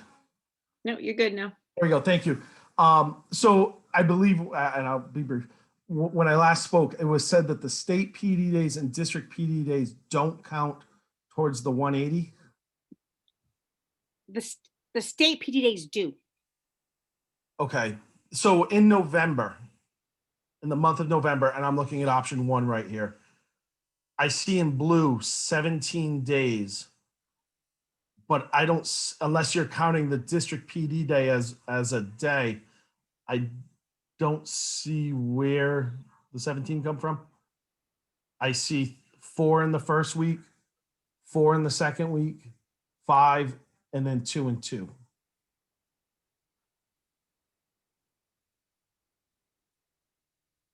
Oh, I'm sorry. You know what I think it was? I think that 12 being crossed off looked like a no school day. I was going to say, I see the 17. My But apologies. you said blue, you threw me off because mine's not blue. My apologies. I saw the 12 and I was looking at that as being crossed off. And the one last comment was, I believe in years past, the early release days were about an hour versus a full half day. So that's the other thing to consider. I believe 90, I want to say 90 minutes. Okay, yeah, somewhere in that hour to. Incorrect. We would be thinking about the time of that as well. Would be. Oh, okay, because so the early release days on here said somewhere at 11:30 for middle or secondary and 12:45. Yeah, and that can be a conversation that we have if we're Okay. looking to change. Yep. Understood. Thank you. I apologize. Don't apologize. We appreciate the engagement. Any other comments from school committee members? Okay, so let's vote on option one and see where that goes. All those in favor of option one? Okay. And can you tell me? I can. So Ryan Callahan, Craig Luzon, Lisa Macaruso, Donna Chambers, Bill Day. I've got Gary Ligori, Linda McAllister. Okay. All right, any, well, and I'll vote for option one. You also had David Stahl voting for option one. Yes, David Stahl, and I believe I got you two, Donna Chambers. All right, any opposition to option one? I don't see any. And any abstain. Yep, you, George? I'm going to abstain because the holiday is unidentified. Okay, so abstention from Mr. Abbott. Okay, thank you. All right, on to letter D. Okay, so this is an update for the necessity for school construction decision, and I'm gonna have Brian begin, if you don't mind. No, I don't mind at all. Thank you, Superintendent. So a couple of things I'd like just to share with the committee, and I'll be asking folks to kind of weigh in. John, I'll be asking you a question or two. Gina, I'll be asking you for an update on the survey. But I just wanted to let the committee know. So we met with the town councils. They were very gracious and accommodating and really appreciated their ability to fit us in. But Gina, myself, Ned, and then a number of the committee members who represent their towns were able to show up as well. So the objective in that was just to walk through what the RGB folks had shared with us in terms of the options. So for those of you who don't recall, we came up with effectively 3 options. Option A was the consolidation of all 4 elementary schools into 1 elementary school. Option B was the closing of Hope Valley and the expansion of the remaining 3 elementary schools. And then option C was effectively maintaining all of the existing brick and mortar structures. The feedback we got, and I think we can, Gina will talk a little bit about some of the feedback from the survey. It was really, really great feedback. A lot of really challenging questions and feedback. So I just want to share a little bit of that at a high level. So from Charlestown, a number of questions really centering on the Charahoe Act. And so John, I'll be asking you a question about that in a little bit.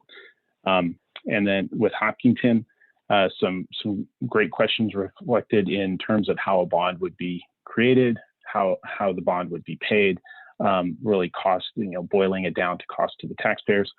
Sharon Davis brought up a lot of great questions with respect to transportation routes. How long would busing be? A lot of people gave some great feedback on just the community feel of the schools that they have now and their proximity to the schools, and how they didn't really like the idea of having that consolidated school far away from them. So that was some of it. Busing distance, there was a lot of logistics, a lot of logistical type of questions, the land use, the septic systems, wells, and these types of things, water access, those kind of questions. And so what I'd like to do now, before kind of pivoting back to the committee and asking some questions to them, I'd like to ask Gina if she could share with us the latest and greatest from the survey, and then ask John a question or two about the Charahoe Act, and then talk to the committee about next steps. Sure. So we've had 720 responses. The survey is still open, and we continue to ask the principals in their weekly updates and my messages to take a look at that survey, as well as it's on the front page of our website. So 40.6% have requested, or their opinion is to keep all 4 schools. 29.2% move to 1 school, and 30.3% to close Hope Valley.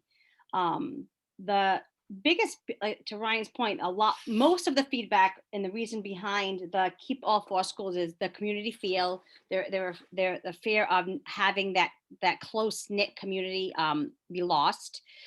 Travel for little ones, how long will the buses be going, and how long will we keep them on the bus, as well as their fear of this vision of this large monstrosity of a building where we would sort of the old-fashioned kind of school that would be so scary that it would just be too much for kids to sort of handle. That's really the top 3 concerns of moving to a one large school. And I think we heard those concerns when we went to the 3 town council meetings. And we have those sort of cartoon visuals, as Ryan calls them. And we have asked Colliers and RGB to really provide us with more photos of those schools, so it can be a little bit more real for our families to understand. It's kind of hard to picture what you don't see. So I think if we're moving, as we move forward, we can provide maybe some more conversation or visuals of what that would look like if that's the intent of the committee. But that's really the high level feedback of the trend. Thank you, Superintendent. Ned, do you want to comment on the things that you've heard and anything related to the financial questions that we had? It's okay if you don't, but.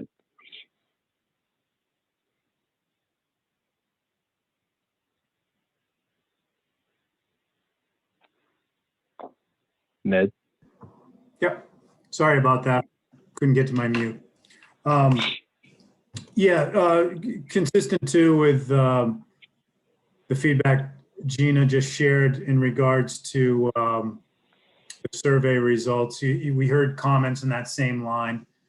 If I had to characterize it, I would say Charlestown had that community concern, maintaining the community connections.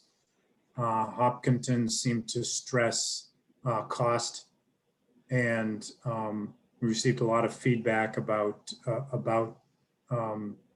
increased tax impact. Richmond had a variety of feedback. We're in a slightly different situation there in terms of our presentation timing. But yeah, overall, I think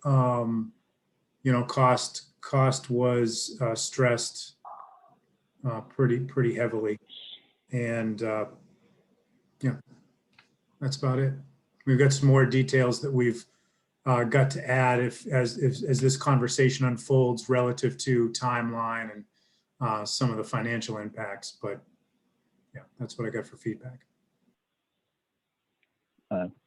Thanks, sir. So before Chair, I'd just like to open it up for the committee and community to weigh in and ask questions. Just want to give a little bit of what I see as the next steps. At this point, the necessity for school construction subcommittee needs a decision by the school committee. And that decision would be to, what option to pursue. And then we'd have to find the correct path forward in terms of legally achieving that decision. And my understanding is that it would be, for instance, if option A was selected, we'd have to identify what changes would need to take place to the Charahoe Act, how those would be enacted. We would have to put this in front of the Tri-Town meeting in March. And then if that was approved there, it would then go to referendum in April. And so, John, if any of what I say is inaccurate, please weigh in and let me know. But that's at a high level what I envision as the next steps. So it really starts with which direction the committee wants us to move in. And you've seen the survey feedback, and I'm available, and the subcommittee is available for any questions you may have. Actually, just Ryan, if you don't mind, one clarification for the decision. If the committee decides on whatever option that would involve us going forward with the application, I would also need a decision on the request for an extension for RIDE, because that's one of the decisions we'd have to know if the option moves forward, if the committee votes. And then I could draft that letter to the commissioner for requesting an extension, so we have until September to get that completed. Ned, is that correct? So yeah, that's correct. And also, just to reinforce to the committee, we do need to pick an option tonight. And then what happens through that process is it goes through the design and approval process with RIDE. The numbers, the projects, the focus of our attention gets narrowed into something that's a very specific pricing. I think that's another piece of feedback that we got last night, is people were a little frustrated they didn't have very specific pricing.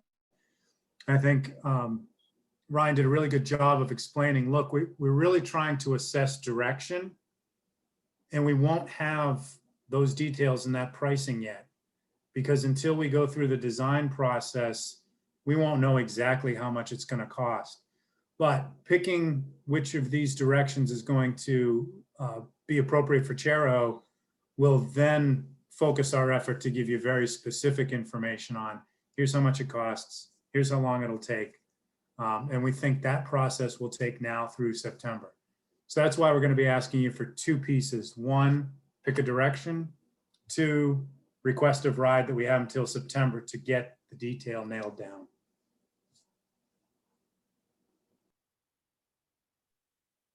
Lisa. So thank you to all that worked on this. I recall doing this for RISE, and without Craig and Bill and all the work that went into that, we would not have been able to provide one equitable building. So I know I appreciate how much work this is. Two questions, and one, I just want to make sure I understand the data. So the survey data, right, is that more than 50% of those who responded want some change. So more than 50% do not want to keep all 4 schools. So sometimes data tells a funny story when you say 40% want this, 20, 30, but when you combine those who want a change of some sort, that is actually the majority. So I just want to make sure that we're taking those numbers in. I'd like to know what the subcommittee recommends. Like, I'd like to know, Ryan, like, really, you have been in the thick of this, your subcommittee. I'd really like to know your recommendation. That is going to inform me quite a bit. And then the last piece is maybe for Ned, when having the financial conversations,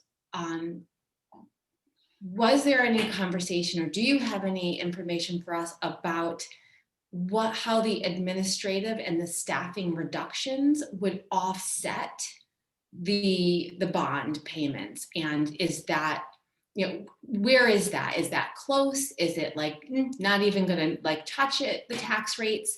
Like, where does that stand? So I would say at this point, it's something I would not put out publicly. And the reason I say that is once we put that out there, then it becomes, okay, this is what's going to happen. And design can definitely influence that. Remember, we've got a couple of moving parts coming up. Not that I anticipate this is the superintendent's direction, but I'm throwing it out there in terms of why we need flexibility. So right now the contract has class sizes in the 22 to 25 range. And we're working with schools that are designed with typical, what you can call cells and bells, classrooms, hallways, and just a very traditional educational program. Whereas if you reconfigure some of your space, you can have shared classrooms, you can have different modalities of learning that can take place in open space or in very even smaller spaces. So it's tough to say. One thing I can say with consolidation, you do know that you can probably make your classrooms closer to capacity. Yeah, that's one thing we know as a district, and there's been enough conversation with this committee. We know that we could get more efficient. You can see when you take a look in your budget book at Richmond's numbers and their classroom sizes, you have a tendency towards a fuller classroom because of that density. So to answer your question, I can't give you a specific number, but yes, you would offset some of that bond cost with operational savings.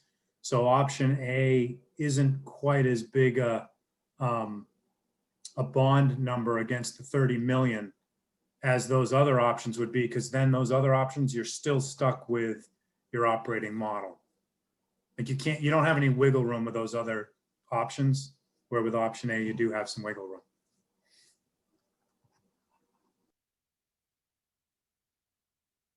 Mr. Stoll. Yeah, Brian. Yeah, I'm sorry, David. I didn't mean to. Lisa did ask me my opinion. Absolutely. Go ahead. Yeah. So, Lisa, that's a tough question, and I look at this from the standpoint of we have 4 4 buildings of varying age, but all of them fairly old, 60 to 86 years. I see that some are, they're pretty full at this point in time. Those towns could have an influx of students, and I believe that they could actually push Ashway beyond capacity. I think that there's some risk that if that sometime in the next, appreciable time frame, right, 5, 10, 15, 20 years, one of these schools is going to have a major renovation of some kind, major capital improvement. So when I look at this, I do understand parents' concerns about the small feel and just how much they love their local schools. But I see this as, if there's ever a point in time where you envision within the next 10 to 20 years that we're going to have to do a major capital project, and that involves consolidation of schools at the elementary level, the state has given enough financial incentive that addressing that today probably makes the most sense for your town. And if you think of it from a capital standpoint, you can envision if a new school was going to be $100 million and RIDE's reimbursement at this point is 65%, but they've incentivized it to 85%. We're talking about a 15, or I'm not 85, sorry, 80%. We're talking a $15 million difference to our district. And that's fairly substantial. So if you see that there's a potential need for this in the next, decade or so, then I would encourage you to think hard about consolidation.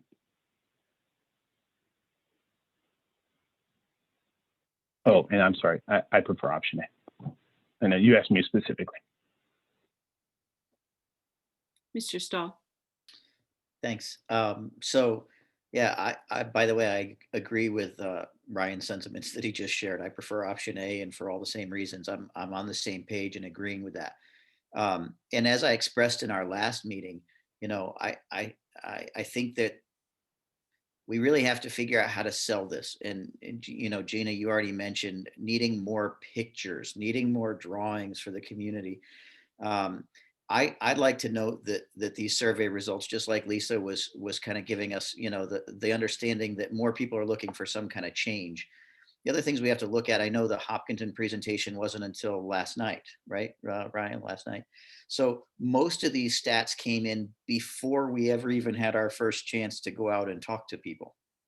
And so these are really early statistics. These are really early survey responses.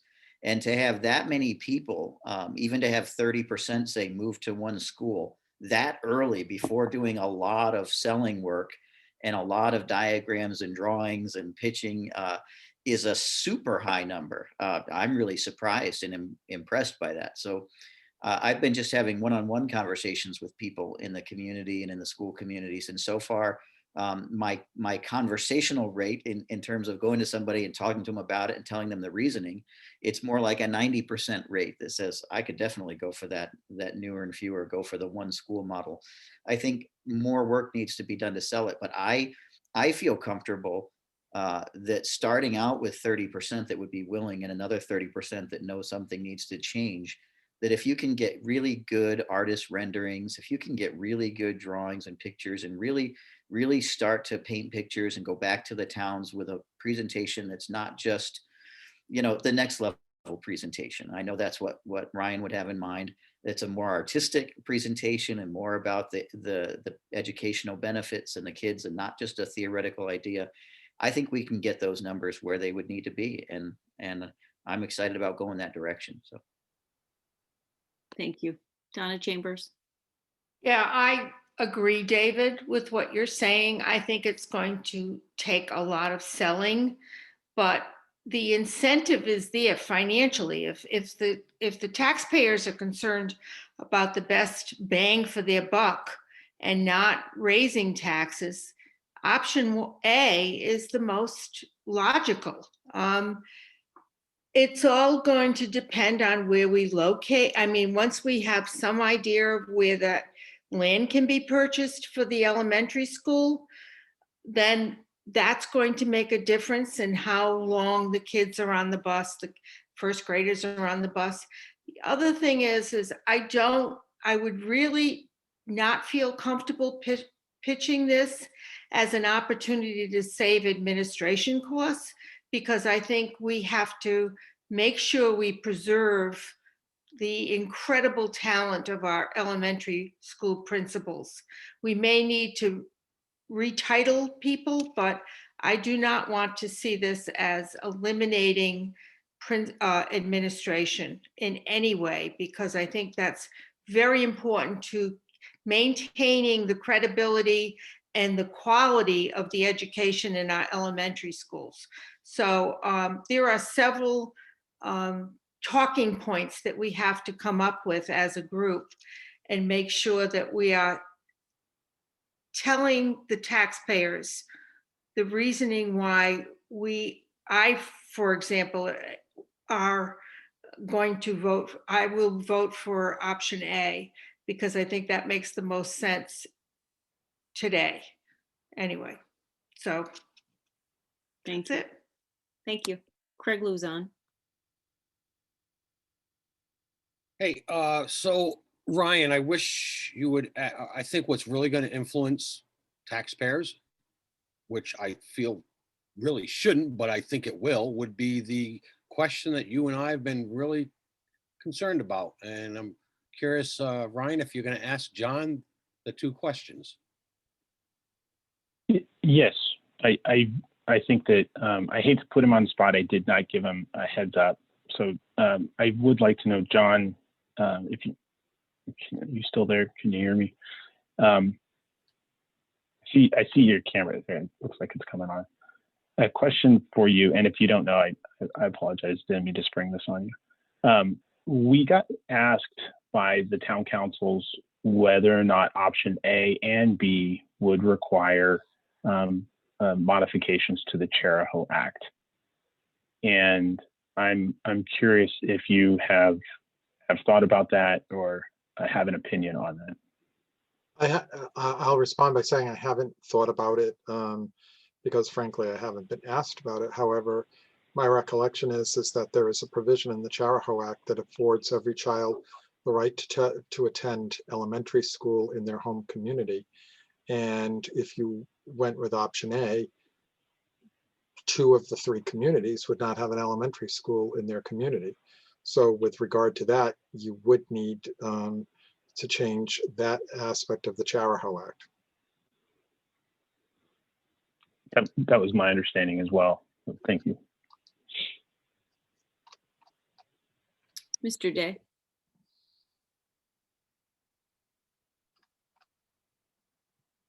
I appreciate the work that everybody's done on this, but I think as a longtime resident of the town of Richmond,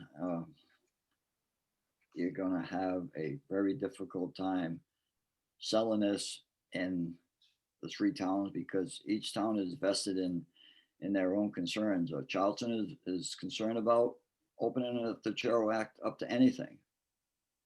Hopkinton is concerned about losing their identity with their 2 village schools. I mean, it's a fact of life. I mean, I've lived across the town line, so I know what the I don't use the word infighting, but the competition is between the 2 villages, not just in the school system and everything else. So, you know, you're going to have to do a better job of selling it than some of the information that went out there. When there was information out there that we were going to build it on the Charahoe campus, that created some questions for you people evidently at your meeting. I mean, you know, this should be made very point and clear that, hey, it ain't going to be on the Charahoe campus. It might be in a close proximity, but we're going to be a separate building, facility, the whole 9 yards. Ned, when you turn around and say you're not going to put out any dollars and cents on it, that's already riled up a few people that are going to hear this. You need to start putting this stuff out there as truthfully and as honestly as you can. And to give anybody the idea that we're holding back something from them is only going to give them more things to to find ways to shoot this thing down. I'm not in favor of option one. Personally, I think that, you know, one big school building is going to take away a lot of the closeness that the kids are going to have with their fellow citizen students, whatever word you want to say. I mean, you know, we have, I don't want to go off the rail too much, but you know, we have little leagues, we have girls softball. These kids come from all sections of Charahoe and they play in their little fields in different towns, and they don't have a problem with who they play with and where they live. The ones that have the problem are their parents. The parents have the problem. Oh, we got to go all the way to Hope Valley to play Little League, or we got to go all the way to Ninigret to play soccer, or you know, these are the things that you're dealing with. And if some of you people have got kids in some of these athletic endeavors and stuff, you will hear that and you will know that. So you cannot be secretive about anything. Lisa, you did a great job when you got behind the people down there, or you got the people behind you, especially in Hopkinton, with the Cala building. You know, I don't know that there's enough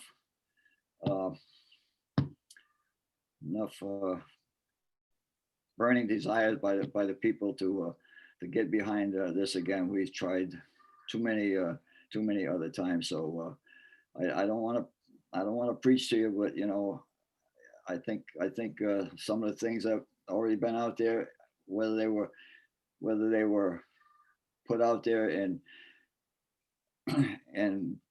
Facebook or whatever, they should have been corrected. You know, again, when you're reading the paper right on the Charahoe campus, they're going to build this school. That riled up a few people already, and you know, and like I said, Ned turned around saying he's not going to give you any facts and figures, tentative facts and figures. I'm not going to give you anything. That's what you said, and that's what people are going to have heard. Thank you. Thank you, Mr. Day. Linda McAllister. Ryan, I just want to kind of weigh in on my thoughts on it. I think that option A, if we look forward, if we are truly looking forward, is the best option for Charahoe. And the survey data does back that. It really is, like Lisa said, it's a positive response from the community. So, and like many, the cell is going to be how we are challenged. So we need to pay attention to that piece of it. But it is a positive response, and I think maybe we can do it. The Charahoe Act, I don't know. But I think if we think of the big picture and where we want to go, option A is where we should be. Thanks. Thank you. Mr. Abbott. Yes, a question for John. John, when would a building committee have to be formed to be in compliance with the Charahoe Act? Is he there? John? We spoke, I spoke with the superintendent and Ned and Donna yesterday, and we worked through all of that. And my recollection is that the time that we would need to start putting that together would be in the fall of 2021. I mean, this plan, if this were to happen, we are talking about having a voter referendum in November of 22. John, just to clarify, so my understanding, and I'm not going to pretend it's accurate just yet, we're getting clarification, I believe, by the end of this week. But if we put the extension through, it'll go on the referendum in March along with our budget. And so March of 2022. So we would be, if it passes, shovel ready to be able to make sure we're ready in December. But I just need to clarify that with and the answer is that right. If everything breaks your possible way, that is correct. I mean, one of the problems you're going to run into though in the spring, in January of 22, is that you're going to need enabling legislation from the General Assembly. particularly if you're going to change the Charahoe Act, because the Charahoe Act was adopted by the General Assembly. So theoretically, yes, it is possible to get it done by April of 22, but I'm going to be honest with you and think that the reality is that you're talking November of 22. Mr. Luzon. Yeah, I'm gonna be Bartleby the Scribner here, if anybody knows their old stories from the 1800s. But I just want to tell you a story first. Years ago, my wife and I were helping with something in Charlestown, an after-school event. And we're setting up for it, and we're talking to some other parents, and our daughters, who are both in college now, they were second and third grade at the time. And while talking to the other parents, no, excuse me, our oldest daughter's in fourth grade. She was going to be crossing over to middle school soon. And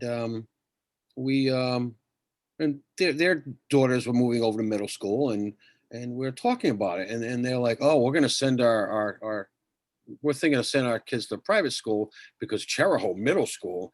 And I looked at them, I said, hold on a second. What makes you think Charahoe Middle School is all that bad? And they said, oh, the stories we've heard. I said, listen, I said, middle school is middle school wherever you go in this country. I said, it's not going to vary much from town to town. And they said, well, our kids, they don't even go to Charahoe right now. They go to Charlestown. And that's what really caught me off guard. I said, what do you mean Charlestown? Yeah, they don't go to, I said, Charlestown is part of Charahoe. There is a mindset in these three towns, like Bill was hinting towards. People, it is very territorial. And as much as I really, this is where I'm straddling the fence, as much as I believe ideally and logically is the most sensible choice, I think the only one that's could possibly fly would be B. So I'm siding with Bill. I'm on board for B, and if it's A, I'll jump on board and try to help with all the passion I can give you. But my recommendation is B. Thank you. Thank you. Robin Woodmansey.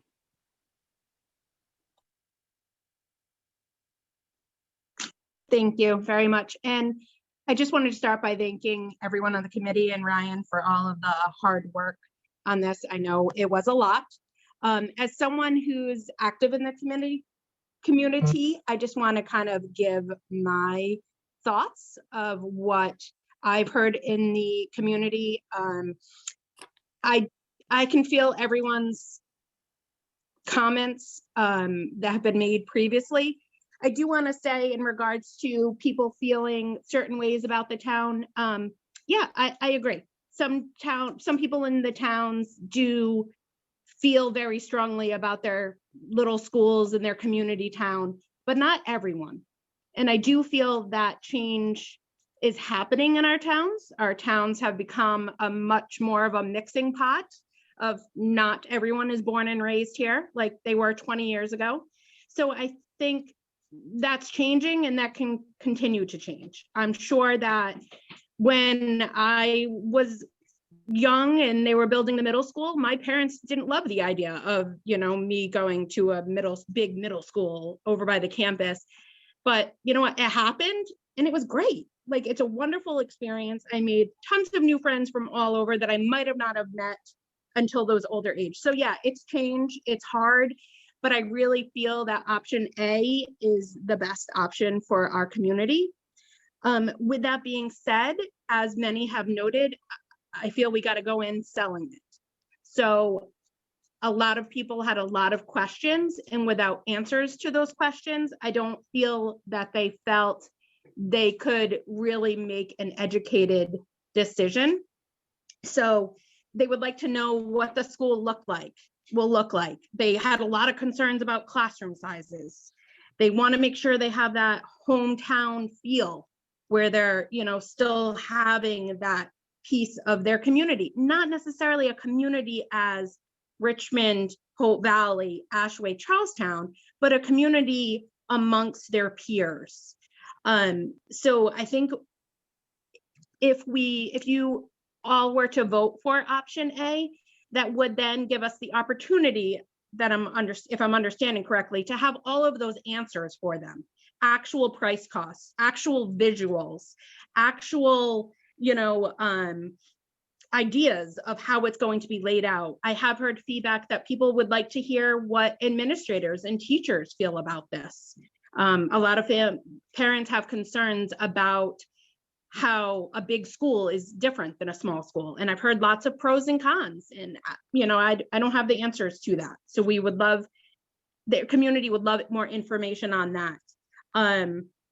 Another thing, I will have to disagree with Donna respectfully, but I do feel that, and Gina, as you know, I know you are new to this role, and just a little feedback, something the community has pushed for years is kind of a in-depth look at the administrative levels. And with all due respect, it might be absolutely perfect the way it is, and nice and lean, because that's their concern, is that there's money that's, in there that shouldn't be. I personally do not know either way, but I do feel that this is a great opportunity for us to say, hey, we're going to take a look at that, and we're going to make sure that it is done the best. I'm not saying by any means that we should be cutting positions that we shouldn't, but I do mean that we should be cutting, I would hope that we wouldn't be creating positions that don't need to be there. And I think that's the information the community wants to hear and see.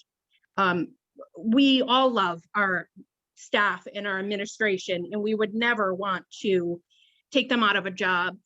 However, our taxes are always a big concern. So I think it would be a great opportunity to give the community that. And then lastly, what was I gonna, I had one more thing. Oh, the last thing that was a big issue is what is going to happen with those buildings. While I know it is not the school committee's place for what will happen to those buildings, I think it would be a very positive step for us to maybe come up with some possible suggestions or point them in the right directions. The school committee tends to have some more feedback and avenues that they can explore. So while by any means it will just be suggestions, I think that's helpful, because I do feel that some people in the community are having a hard time looking outside the box of what those buildings might be, and that might help. But again, I just want to reiterate, I personally feel that option A is the best for our community, but I do feel our community needs a lot more information, a lot of hard figures, in order to make that so. Thank you. Thanks, Robin. Chip Hale. Hi. Ms. Woodmansey actually said a lot of what I was planning on saying. I actually do agree with option A when we look at this in the long run. But one thing that I admit is difficult after hearing Dr. Callahan's presentation last night at the Hopkinton Town Council meeting. It's a hard pill to swallow when you hear that option A is going to cost the municipalities $32 million and option B and C are roughly $20 million. So I completely understand the stage that we're at and why those numbers, why at this point we don't have more definitive numbers, but it's a really hard sell to especially a town like Hopkinton that is already struggling to meet a school budget. I mean, of course I like option A, but I thinking of how do I convince my neighbors that it's the best option. I'm hard pressed to actually make that. I'm hard pressed to make that argument. I'm forced to make them look into the future. I'm forced to make them look at future financial savings compared to current financial costs, right? So I think one thing I don't really understand, I don't know the time frame that we're operating on when you guys are suggesting that a decision needs to be made by September. Just from practicality standpoint, that makes me nervous. Can something substantial be put together in that time frame? I also realize that these incentives, if I remember correctly, go away by December 2022.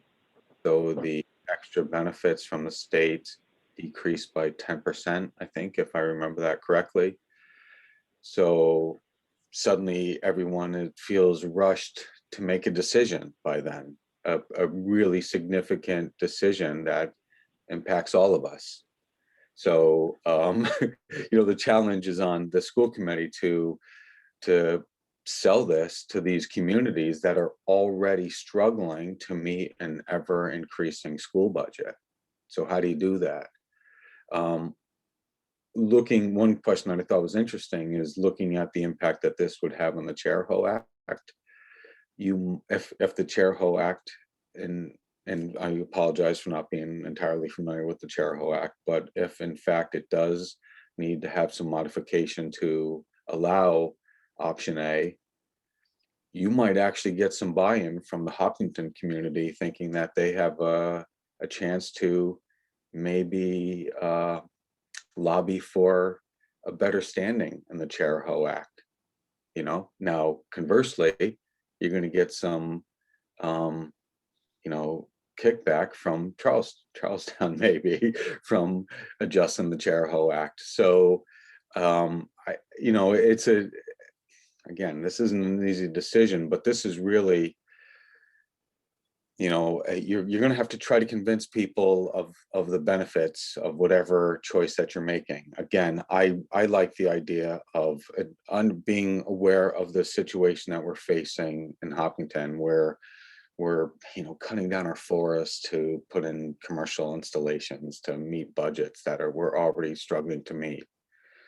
But at the same time, I want the best education, and I want to try to look to the future to save money for us. So all I could say is that as best you can, come up with some firm numbers for our communities to really be able to understand what these options are going to cost them. Present them in a way that, so for instance, if it's going to cost $32 million to the municipalities for option A, maybe present it, but the state is going to give us, I don't know, what would that be, 100+ million or something, versus option B, where it only costs the municipalities 20 million, but the state is only going to give us 60 or 70 million. So the sell there is that this isn't to pit us against the state or anything, but if you can make it that the state will give us a lot more money for option A than they will for option B, that might be something that gets people on board with them as well, to get more buy-in, to see that the state is willing to do more to try to help solve these problems that our rural communities are perpetually struggling with. And then along the lines, I guess just with the timeline, so it sounds like to meet the 2022 deadline, you guys are saying like this decision needs to be made tonight. This needs to go to the towns very soon. I mean, like this is it. Is this it? Is this like, does this decision have to be made by the towns? Like, what's our cutoff on making this decision to get the full benefit of that state buy-in? Because if we could, and I don't particularly like the idea of kicking the can down the road at all, but if we could kick the can down the road in any capacity to give us more time for more information about the financial impact that it would have on these towns, that might be helpful. Maybe it's too late for that, but if that's possible, it might just make it an easier sell. That's all. Ryan, do you want to speak to any of that in terms of what the timeline is, or Gina? Timeline wise, we're looking to extend our timeline. and apply to RIDE for an extension on that. And I'll let Gina comment on that. So, Mr. Hale, I guess the decision tonight by the school committee is to really authorize the necessity for school construction subcommittee to really drill into the numbers a bit more. And those are going to take engineering resources and to really get to a point where we understand the logistical impact, the sites that are available for us, the cost of those sites, the impact to the environment within those, the overall operational costs and efficiencies, and put together some actual images of schools and start to address all the concerns that were very well articulated by our town so far. It really needs an authorization from the school committee to go forth and do that. And it's likely going to cost some level of investment to get to a point where we can put the exact dollar amount in front of the towns and say, okay, we've done the engineering work. We know exactly what we're looking at. This is what we're projecting. This is what the bond would be. This is how the bond would be paid. This is the language we would need to use to augment the Charahoe Act. And I mean, it's fairly complex, but we'd have to scope all that out. And timing wise, we'd probably have to have most of that work done this calendar year. I don't know, Superintendent Picard, if that's your assessment on timing as well. No, I agree. I think we'll have a sort of a high level timeline as well as a sort of a very specific timeline once we know the direction of the committee. So we can sort of put pen to paper to make sure we have a very clear understanding of what has to happen when. And then we would review that obviously at the necessity for school construction as well as the school committee for any questions, clarification, so that we're all on the same page. Thank you. Lisa. Chair, there is no motion on the floor, is that correct? No. Okay, so I'm going to support a motion if it's presented for option A. I'm thinking that since there'll be discussion called after a motion, that someone may want to think about making a motion so we can, it's going to continue. Sure. The conversation is going to continue. But So, I want everyone to know that I'm also on board with supporting that. So if someone's interested in making a motion, they have a sense of where the votes are. thank you. Ryan, were you looking for a specific motion or were you looking for a consensus? No, I at this point, I was waiting to get a sense of where the committee's head was at. I think Lisa read the room very well. And once, I know George has his hand up and so does Mr. Waterman, but once those two have an opportunity to speak, I would love for you to give me the floor so I can make a motion. Sure. Mr. Abbott. Thank you. Wouldn't it be the responsibility of the building committee when that is formed to actually hire the architectural firm? That's how it was done with the 2010 project.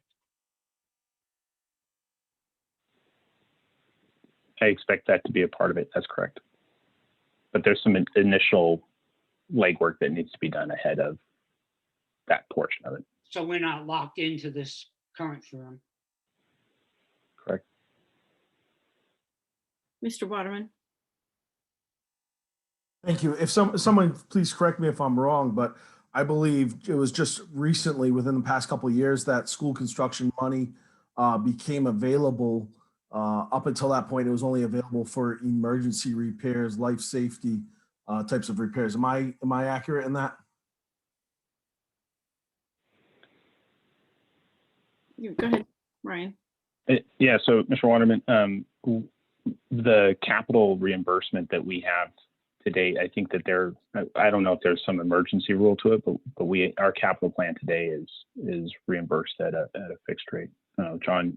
Yeah, what it was is that the state reimbursed everything, and the state, frankly, prior to 2008, 2009, financially got in way over its head because it was making commitments to school districts all over the state to reimburse at 60, 80, 70%.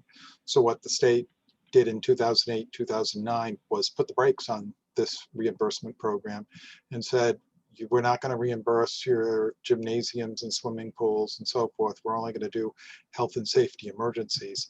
And they did that for, I don't know, probably close to 10 years while they got their finances in order and paid off a lot of the debt that they had incurred in the 90s and prior to 2008, 2009.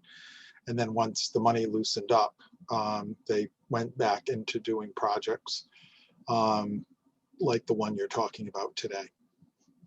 And thank you. That was also my understanding. It was available, taken away for a period of time. That is, your understanding is correct.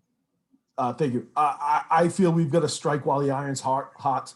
I'd love to see some longer term projections on what maintaining 4 60 to 80-year-old buildings would cost us and how that would offset the added expense of a new building. And I know Mr. Draper had mentioned that at an earlier meeting I was witness to. So, you know, as far as like, it's almost like you need a marketing campaign here. You know, this is the upfront cost, but over the next 10 to 20 years, the upkeep on a newer and obviously fewer building with, you know, efficiencies as far as windows, roofing, you know, the opportunity to take advantage of LED lighting. I know districts have been moving to LED lights, but everything that's current in 2020, 2021, 2025, by the time this is most likely open, you know, the cost, I see that there'll be savings. I don't see in a building of 1,500 elementary school kids, you're going to have fewer than 4 administrators. So I'm not sure when people say administrative costs, if they're talking about the administrator of the building, or if they're just talking about overall upkeep of the building. You know, there will be areas when you talk about, you know, I don't love to hear folks talk about maximizing class size, but I understand that if you've got multiple classes of 18, how there's a savings if you consolidate across multiple buildings and make that 20 or 22, the class size isn't drastically higher, but you might be able to save a teacher and how that could represent cost savings. So I'm not sure this is about folks losing positions or jobs as much as it's about maximizing the efficiencies we can have going from 4 to 1. So I as a parent and taxpayer, support you folks in pursuing option A for what it's worth. Thank you. Virginia Stracuzzi.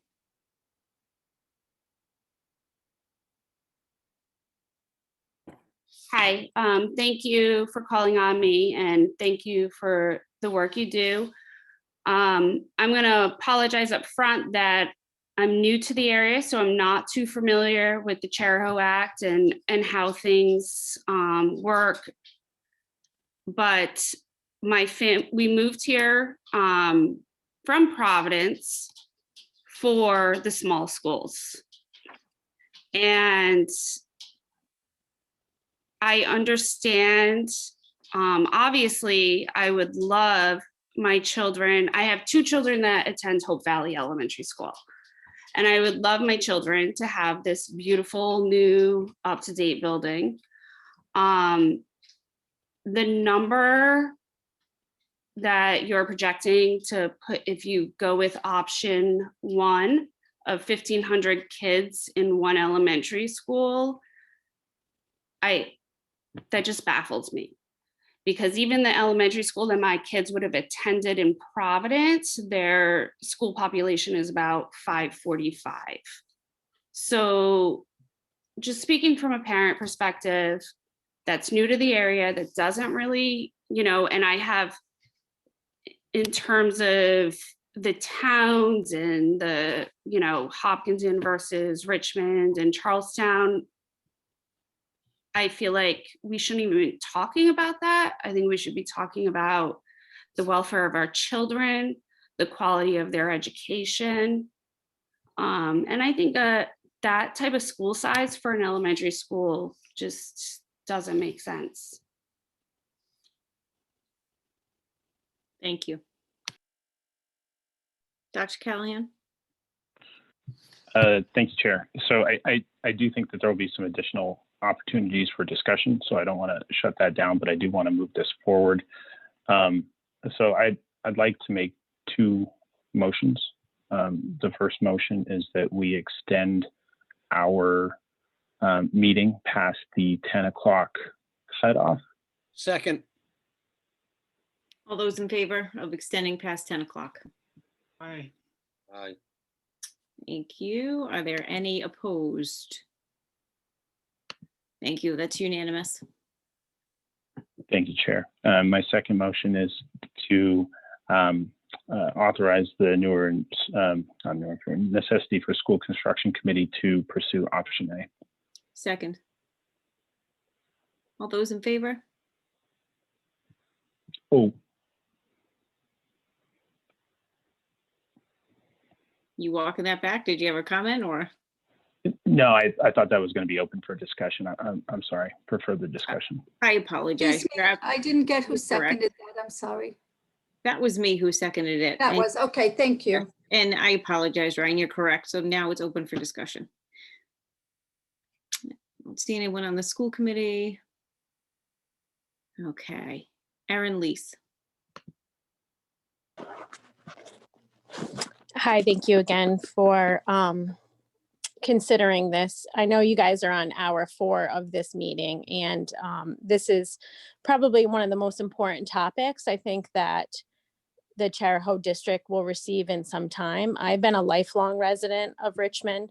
I grew up through the whole Charahoe district. I was one of the first graduating class to go through the new middle school. So I went through the small town Richmond school all the way through the middle school, and probably had the longest commute from the campus. With that being said, I am a parent who has a child in this district, and I am a taxpayer, and I'm very well aware of the tax restrictions that we have, and that the difficulty of this rural district in Richmond, and more so Hopkinton in the few last years. And this could be the ultimate potential that we have to create what we want in this community, with a high standard education, with cutting edge technology, a new facility, and while also balancing that on the taxpayers. So I'm glad that we're gonna consider moving forward option A, and finding some more information on that, because like that said, it's been a short turnaround unless you're actively engaged in the school. The survey wasn't out so long. If I did participate in the town meeting, certainly in Richmond, but as they alluded, the dynamics for that meeting weren't the greatest for participation. It was kind of very shortly addressed. Hopkinton was last night. So I'd ask that you wait for some of the survey results and move forward with coming up with some of the information that taxpayers want to know. We want to know logistically, what is this going to look like? Where is it going to be? Is it something attainable? And also a projection over 10 years of capital improvements, 10 years to maintain the buildings we have, 10 years of this new program, because I think a lot of people are looking at this bond issue now and the big increase to swallow. But what that could save our rural towns long-term is something that everybody should be looking at, not just 1 year. You don't budget for your family and for yourself for 1 year. You're looking down the road. And this is the opportunity of this school committee, really, is to bring this forward with the most accurate information to sell to the voters to further look into that. And so that's all I'll say. Thank you. Thank you. Stephanie Goodwin. Hi, I just want to thank everyone who has put so much time and effort into this endeavor. And I know that it's a gigantic endeavor as a teacher in another town who just went through a building project. But I understand that we have all old buildings and that something needs to be done. It's something that's been talked about for many, many years. And although it's very concerning to think that my child wouldn't go to Hope Valley Elementary School and it would be closed, I do have an open mind and am interested in all of the options. I am a little concerned that in every meeting that I've listened to, I feel like option A is being kind of shoved down our throats, and that option B has been very much overlooked. I really don't feel like I've gotten a whole lot of information on option B. It's almost like it's A or C. And maybe I'm the only one that feels that way, but I'm having a really hard time thinking about these small children as an elementary teacher going to a building that has more students in it than our high school has. And I understand you can make pods and you can do things really nicely, but all of that also costs money. And we can vote for this and it can get passed, and the building may not come out like this dream building that we all hope that it would if this is what the option is. So I just really hope that we look at all of the options, that we really have more information. Where we don't even know where the building is going to be, yet we're being asked to vote for this. And I wonder how many committee members have children or grandchildren that are currently or will be in any of the elementary schools, because that's huge. We really need to be talking more about how this is going to affect our kids' education and not just the money. Because yes, our tax dollars we pay high taxes, but I think a lot of us do that because we appreciate where we live and the small town feel and the fact that our children are getting a really good quality education. So I really hope that we're not only looking at the dollar signs, and that we're looking at the overall, what's really overall going to be the best decision for our students and our children in the community. Because I don't live in a giant community for a reason. I don't want my child to be swallowed by the school, for lack of better words. So I just hope that you're listening to all of the members in the community. And I recognize that, yes, more than half said they were going for change, but I can tell you that I voted for Hope Valley to be closed because I felt like something had to be done. But I definitely would not vote for A. So yes, I'm trying to meet somewhere in the middle. So I just hope that you're looking at all of the options and not just rushing to go for A because it's an 80% return from the state. So thank you. And I do appreciate all you're doing. Thank you. Dave Stahl. You're on mute, Dave. Yeah, I think you couldn't see Gary, so I defer to him first because he had his hand raised, and then I'd like to go after him. Go ahead, Yeah, Dave. thank I'll you. follow. I'll follow Sorry. up on that, Dave. Go ahead. Go ahead, Gary. All right. Well, thank you, Dave. I've enjoyed listening to everyone's comments. And I'm a relatively new citizen here, but I've lived in big school districts, small school districts, and everything in between. I think sometimes people conflate living in a rural community with not wanting progress in life, and they're really not the same things. The one thing I continue to hear about the small schools is the charm of being in a small school. And I think that's a wonderful, it's a wonderful thing, but charm doesn't necessarily bring progress. And we have an opportunity to bring a potentially world-class facility to our kids. And if I can give an analogy, at the University of Rhode Island, they just built a new world-class engineering building, arguably the best engineering complex in the United States. And prior to that, enrollment in engineering was going down, and now it's going up because everyone is excited to be part of that. What I'm hearing are parents who don't want to lose that small town charm. And I get that. I've lived in a neighborhood school district when some of my kids were little, but I would have been the first one online to go into a learning environment that's truly world-class. So I hope people can look beyond the charm and see that our kids are in buildings that are beyond outdated. Our kids are in buildings that are to a small degree dysfunctional. Our kids are in buildings that probably have numerous toxins in them and infrastructure that is ridiculously old and in need or soon to be in need of terrible repairs. And I like to look at the library at the high school. I don't know when that was built, but I'm assuming that was added on at some point. And it's a beautiful space. It's a beautiful space. I love going in there for meetings. I love seeing kids in there. It's a beautiful learning space. And it's far nicer than the rest of the school because it was newer and more thoughtful when it was built. And so I think charm is wonderful. And I think there's a place in everyone's life for that. But I think we have an opportunity to take what is a really good school district and give the students what they deserve. And just like the engineering building at URI, the parents are super excited to have their kids go to that space. What I'm concerned at here is the parents are the ones telling their little children, and look, we've all done this. Anyone who's a parent's done this. Your kid believes whatever you tell them. But our parents are telling our kids, oh, you don't want to go to that big school.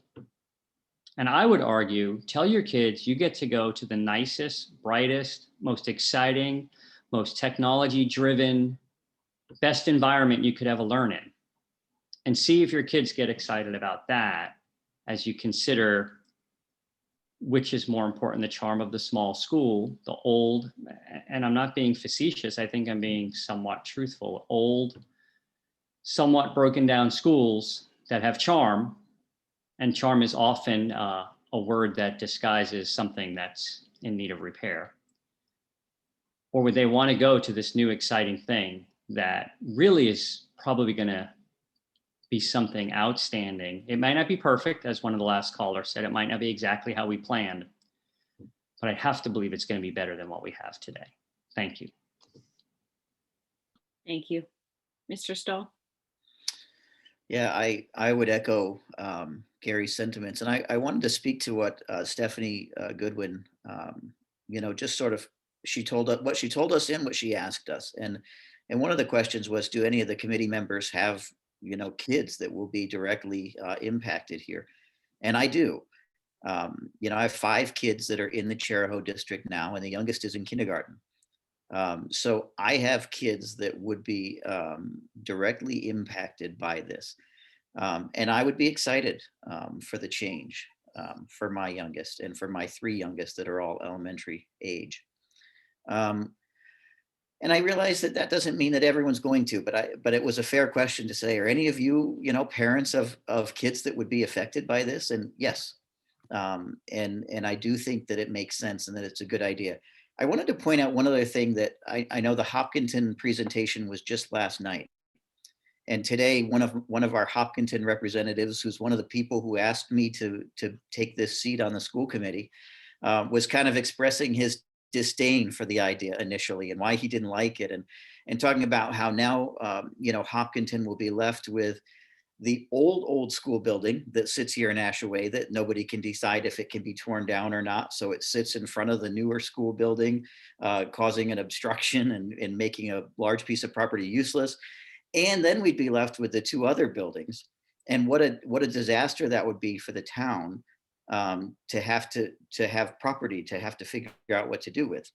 Now, I think we just need to talk people through that and change the perspective a little bit, to say, I don't think that for the town of Hopkinton to have buildings and property now to decide to do something else with is necessarily a terrible thing. The towns need a little bit of imagination here and a little bit of creativity to figure out what to do with the old buildings. But the reality is they're buildings that would be handed back to the towns for whatever they want there. And there has to be income in that. There has to be profit in that. There has to be benefit in that to the towns. If nothing else, just implode it all and you've got some nice, valuable real estate. So I just want to say some of the things that people sort of push back with, even from the town meeting last night, even with a Hopkinton representative who I'll engage in lots of conversation about this. He says, but then we'll be stuck with all this property. Well, that's not an awful thing. Property is pretty valuable. And I think we just need to think creatively about what to do with that. Some of the things that are presented as problems with this idea, I don't see as problems. I see as opportunities. Thank you. Donna Chambers, did you have your hand up? I did. I just think we are hearing from our articulate school committee members who we can have as spokespeople. Gary, you've expressed it beautifully. David, you've expressed it beautifully. I think the marketing and the information that we can spread throughout the towns is important to capture what they just said as the positives of moving forward. Thank you. Thank you. Virginia Stracuzzi.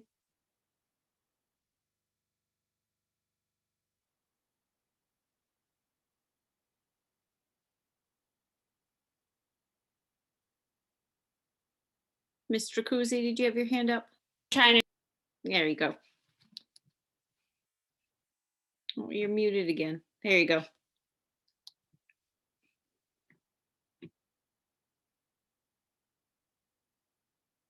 I'm sorry, we can't hear you. Oh, there I am. Sorry, I That's couldn't. Thank you for hearing me again. A few things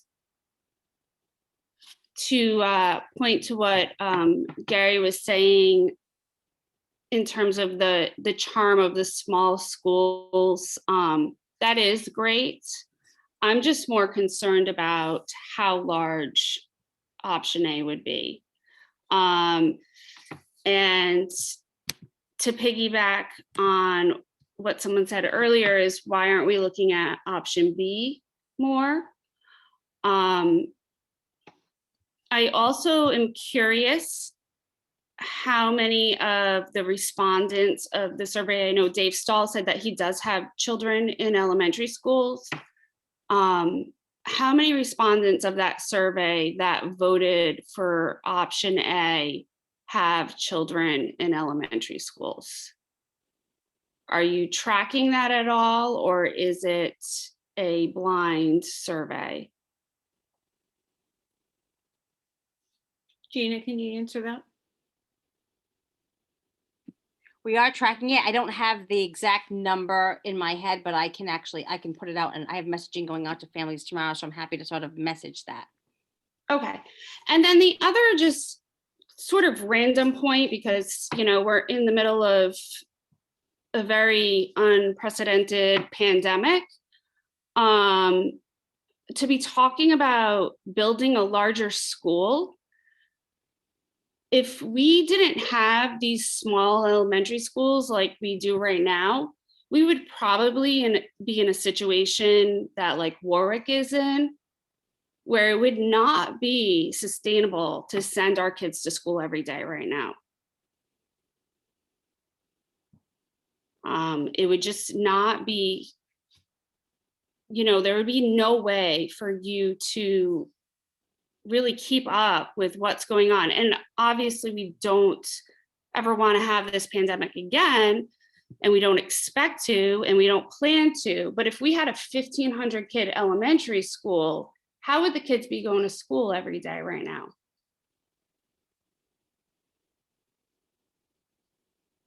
Thank you. Bill Day.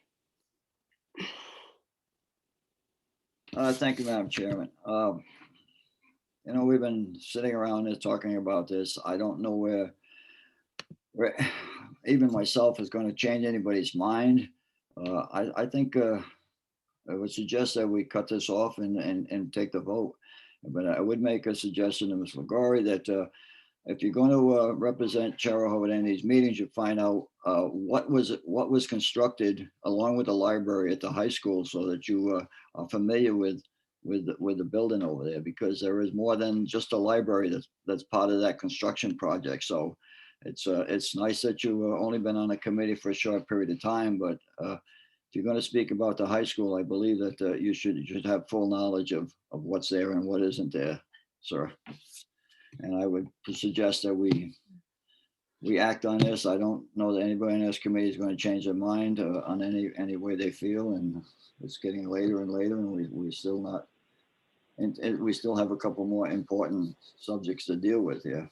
I do. I appreciate that. I do like to give everybody an opportunity. Craig, did you have a final comment? No? Chip, do you have a final comment?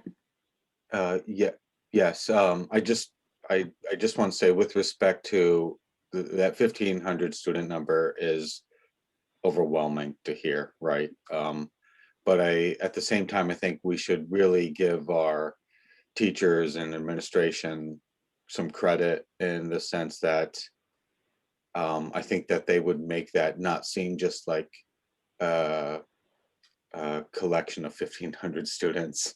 You know, I think I'm sure, in fact, I would say I'm sure that our teachers and administration would make those students feel like they are part of an individual group or grade. So I understand the concern, but I feel like we're selling our teachers a little bit short by throwing that number around as if it's just a crazy thing that we can't even fathom. And that's all. Thanks. Thank you. Okay, it's time to move the vote. Those in favor? Okay, Donna, can you see all the hands? No, I can't see any, so can you just I tell? can. Yep. So it is Lisa Macaruso, Ryan Callahan, Catherine Giusti, Dave Stahl, Gary Legori, Donna Chambers, Linda McAllister. Those opposed: George Abbott, Craig Luzon, and Bill Day. And I don't believe we have any abstentions. We don't. Thank you. So I do need also a recommendation to seek an extension from RIDE for our application. So moved. So moved. Second. That was Lisa and Ryan. Those in favor?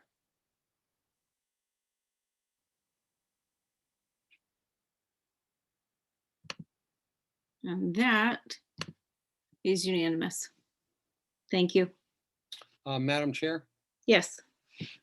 just to let you all know, just because I wasn't necessarily in agreement with A, you folks have my 100% of my support going forward. So Thank you. just wanted to state that. And one last statement, ma'am. It's 10:14. I gotta get up early tomorrow.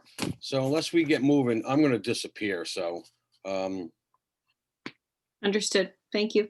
yep. All right. E. So that's our FY22 adjustments to the FY22 budget. This is an opportunity for adjustments to be made prior to the approval at which time it then becomes the committee's budget. The fund balance to 2.25% is at $1,216,690.67 remaining. This is not the last time the committee can lower the budget.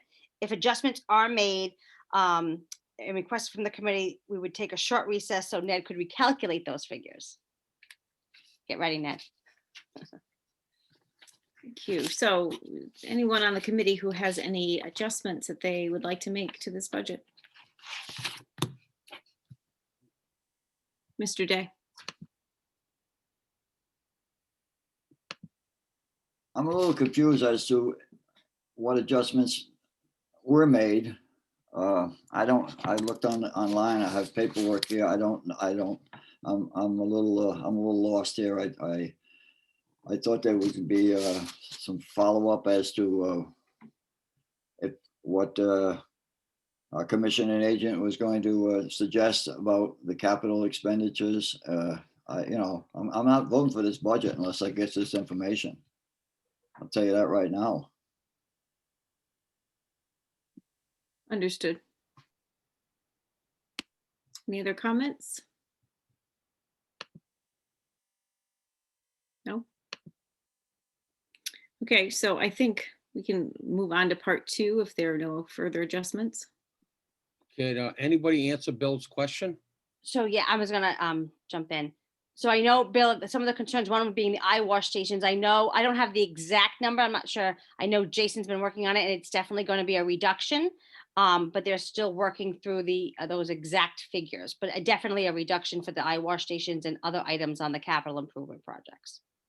We had just started with Collier, so we're just trying to drill it down.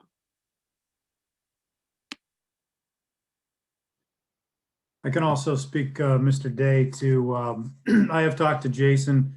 The tally on those eye wash stations is roughly $20,000.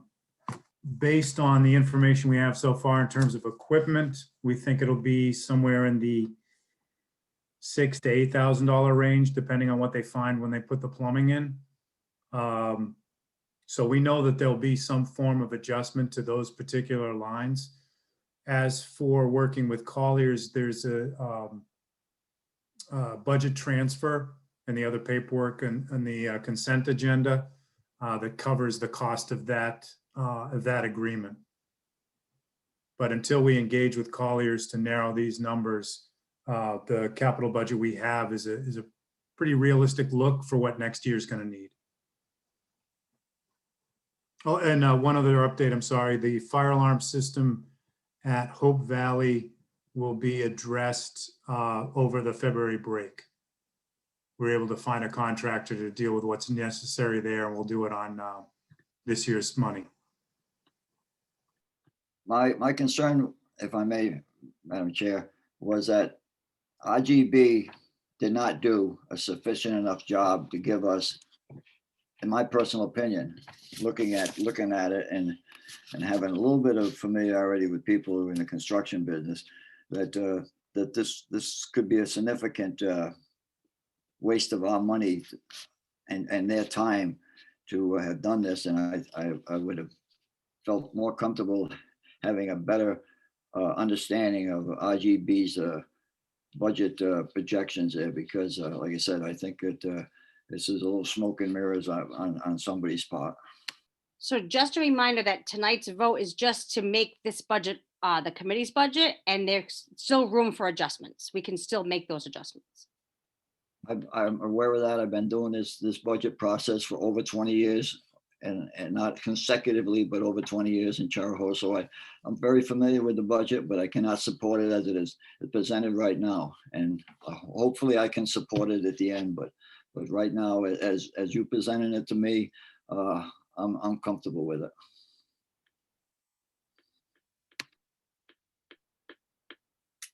Any further comments?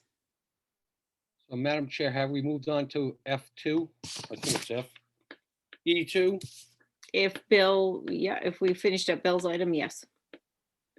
So moving on to E2, Madam Chair, I make a motion that we adopt the Charahoe Superintendent's school budget of $54,704,347 with an increase to Charlestown of 1.41%, Richmond with 2.66%, and Hopkinton with a 2.33%, with an overall increase of 2.23%. Second, Gary. Any discussion? Did you say that was Gary that seconded it? Yes. Yep. Okay, I don't see any hands. We're ready to move the vote. All those in favor?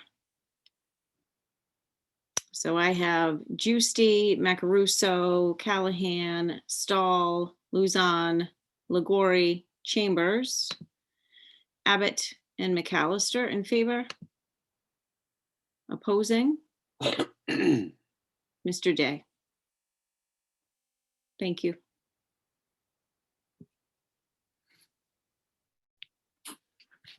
Okay, now we are into consent agenda. I assume A1, 2, and number 3. Thank you. Mr. Day? I need to abstain on number 4, omnibus meeting. And Okay. I did have a concern on the transportation contract. I will have to recuse myself from any discussion on that, but I would suggest that possibly, again, the people here understand how much that contract is going to cost. I don't think it should have been a consent agenda item, because I think the people in the towns need to know. Not that it's a bad contract, it's probably one of the better contracts we have, but again, not to put the money out there, I think is a wrong way to do it. So, Mr. Day, do you want to pull H1 so you can abstain directly from that? So you don't have to abstain from the poll? I need to abstain. Okay. Recuse myself from H1, and I need to abstain from the omnibus meeting. Those 2 items. Okay, yep. So we'll pull those out and we'll vote on those separately then. So Madam Chair, I make a motion to move the remainder, but before I do, and by the way, folks, that is the motion. I'm moving the rest. Before I do, I'd like to acknowledge the 2 donations.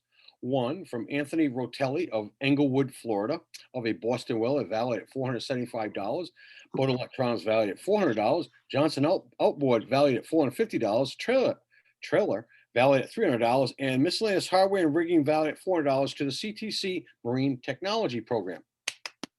Thank you. And also from Charahoe Rotary of 3,000 Mass to the district. Excellent, thank you. Those in favor? No, we need a second. Oh. Ryan Callahan seconds. This is a very good job. Good. Way to go. Mhm. Those in favor? Okay. So I have Macaruso, Giusti, Callahan, Stahl, Luzon, Liguori, Day, Chambers, McAllister, and Abbott. Anyone opposed or abstaining? No, thank you. Madam Chair, make a motion to approve A1, the executive session minutes of January 12th, 2021, approval, which is approval of the executive session minutes of December 15th, 2020, minutes not sealed. Thank you. Seconded by Ryan. All those in favor? Okay, so we've got Giusti, Callahan, Stahl, Liguori, Day, Chambers, and McAllister and Luzon. Those opposed and those abstaining. I was absent. Yep, Macaruso and anyone else abstaining. Thank you. Madam Chair, make a motion to approve A2, the executive session minutes of January 12th, 2021. Memorandum of agreement between the Charo Regional School District Committee and NEA Charo pertaining to graduation portfolio. Minutes sealed. Seconded by Ryan. All those in favor? Giusti, Callahan, Abbott, Stahl, Luzon, Liguori, Day, Chambers, McAllister. Those opposing and abstentions. Ms. Macaruso, thank you. Madam Chair, make a motion to approve A3, regular session minutes of January 12th, 2021. Ryan Callahan seconds. Those in favor? We've got Giusti, Abbott, Callahan, Stahl, Luzon, Liguori, Day, Chambers, and McAllister. Abstentions? Macaruso? And opposition? I see none. Madam Chair, make a motion to approve A4, omnibus meeting minutes of January 13th, 2021. Thank you. Second by Ryan. Those in favor? Giusti, Abbott, McAllister, Luzon, Liguori, Chambers, Callahan. Those abstaining? Macaruso, Stahl, Liguori, and Day. Thank you. Madam Chair, I make. Catherine, you counted me, I'm sorry, you counted me for voting yes and abstaining. I was just holding my hand up. Okay, so which? I voted yes to approve, I'm sorry. Thank you. No, that's okay. Thank you. Madam Chair, I make a motion to approve H1, the transportation contract. Thank you. You want me to read it as it's stated here, or just H1? I think H1 is sufficient. There you go. Thank you. Seconded by Mr. Callahan. Those in favor? Giusti, Macaruso, Callahan, Abbott, Stahl, McAllister, Luzon, Liguori. Donna, are you abstain in Chambers and abstentions? Opposition? Are you abstaining, Mr. Day? Recusing, Mr. Day? Yes. Thank you. All right. I think that brings us to reports. Okay, so the subcommittee report we have is the Anti-Racism Task Force, and which met again on February 3rd. Very well attended. We continue to add our students, which is a nice piece, and we were really excited about that work. The committee should be expecting at upcoming meetings updates from each one of the subcommittees as they can sort of share with you their work to date. And in your packet, you'll also see the enclosed minutes for the January 6th meeting, but definitely a lot of good work and good conversation and dialogue. I will also be making sure and highlighting more of those like task force meetings and things. While we think everything's on the website, it is, but sometimes as much as we can highlight it. So tomorrow I have a family update going out with important dates, one of them being the next task force, as well as the upcoming annual budget meeting that requires us to have our town residents present for a quorum. So I'll start highlighting a little bit more and pulling things out so there's more awareness. And then, as I know it's a long evening, I will try to be very efficient with my report and my update. So just a thumbs up if you can see my screen. Perfect. So basically, to date, we've had 124 positive cases. And this is everyone, in-person learners, staff, employees, distance learners who have never even come up to the school building. So I get a specific email from Rido, working coordination with them. We have liaisons that directly inform me of whenever there is a case. And then we've been tracking that with them. So we have less than a 1% positivity rate for our district, but overall, just so you know, in the state, that tends to be the trend across the state as far as school cases. We are all in the process of BINEX testing. The high school is the most furthest along, which is excellent. And the staff, it's very well received. I just picked up another 2,000 tests over the weekend on Monday morning, actually, to be able to continue that and up and running starting this week and next week. Middle school did their surveillance testing today for any middle school student and staff member that wanted to, that was run by EDOC.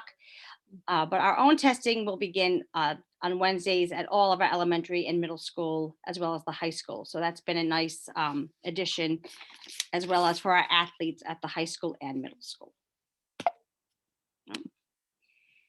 So there's been a lot of rumors about the plan for after February recess. And based on our current data, we continue to come back February 22nd to in-person learning. We have nothing that lets us believe that we would need to cancel on that day and move to distance learning. But I hope everyone knows that at this time, we have COVID data that we review daily, even during the breaks, and that if we have to move, we are prepared to do those things. That's part of our planning process, but we always look to move either a student or class, grade and team, or a school instead of the entire district whenever necessary. February break is very different than the holiday break. We all knew the holiday gatherings and things like that. And we are anticipating travel and reminding families about our expectation with our school committee policy. And that's a little bit later on. And I'll touch base on that one more time.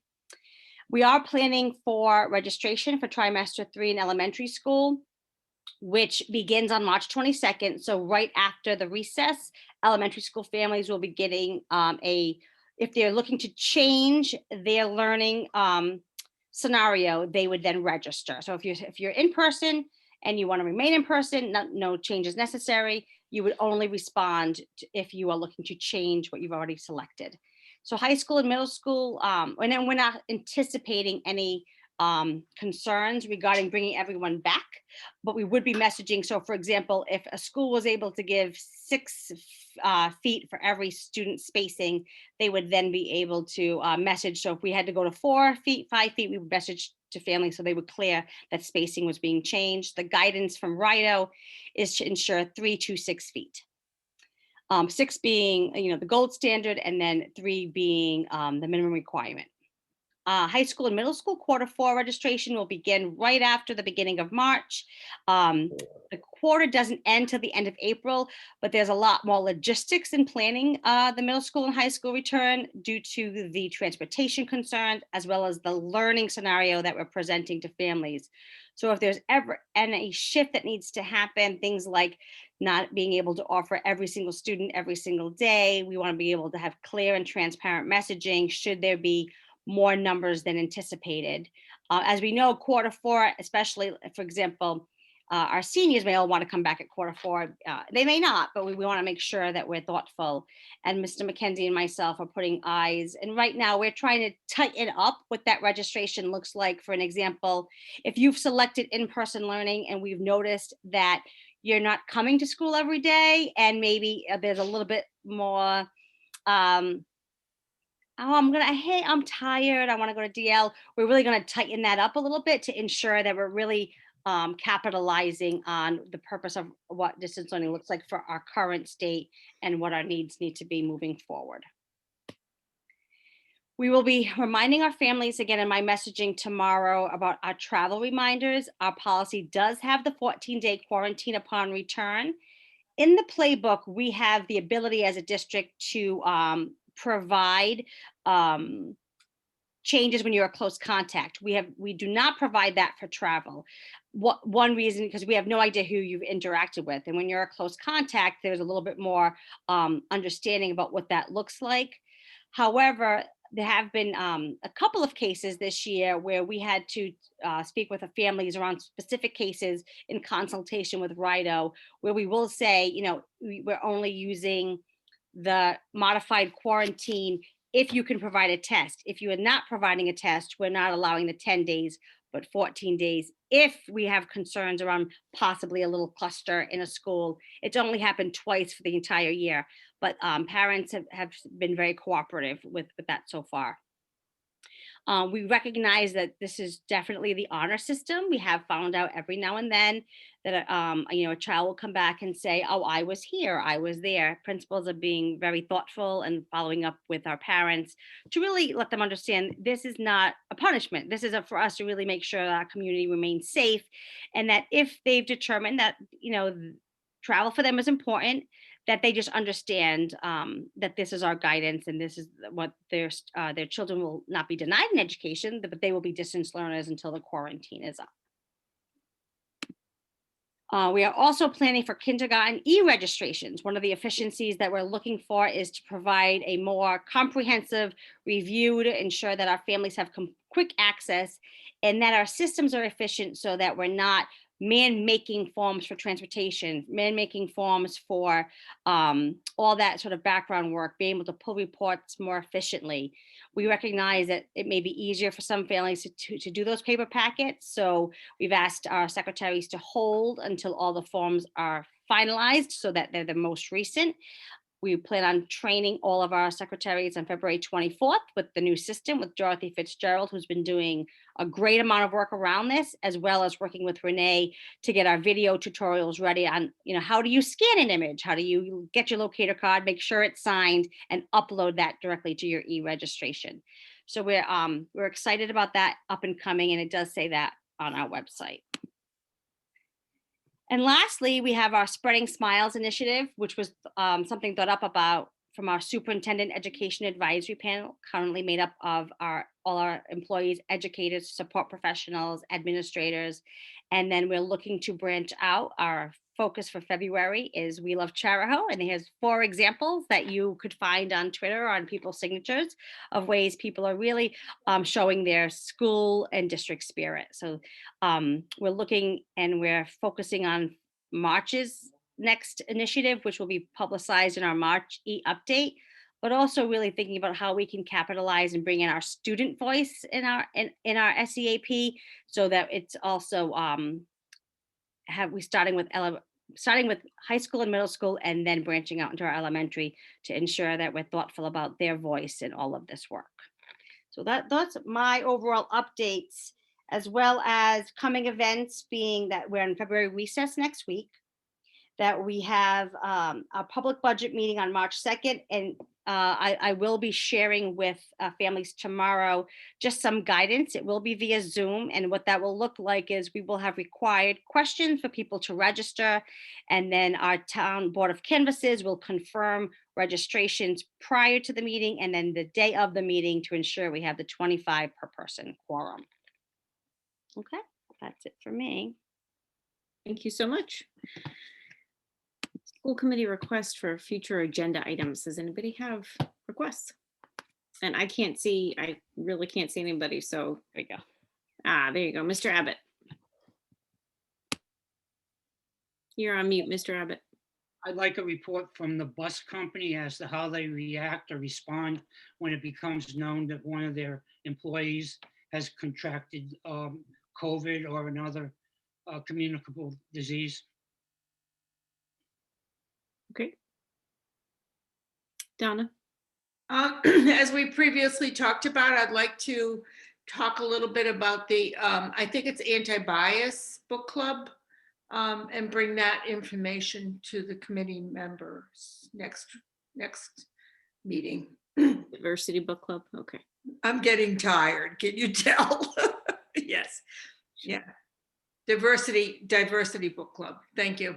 Thanks. Anyone else? No? Okay, so it's one step left. Yep, Chair, make a motion to adjourn. thank you. Seconded by Donna. All those in favor? Unanimous. Thank you all. Thank you, everybody. Take I care. appreciate your patience. Good night. Good night, Thank everybody. you. Good night, everybody.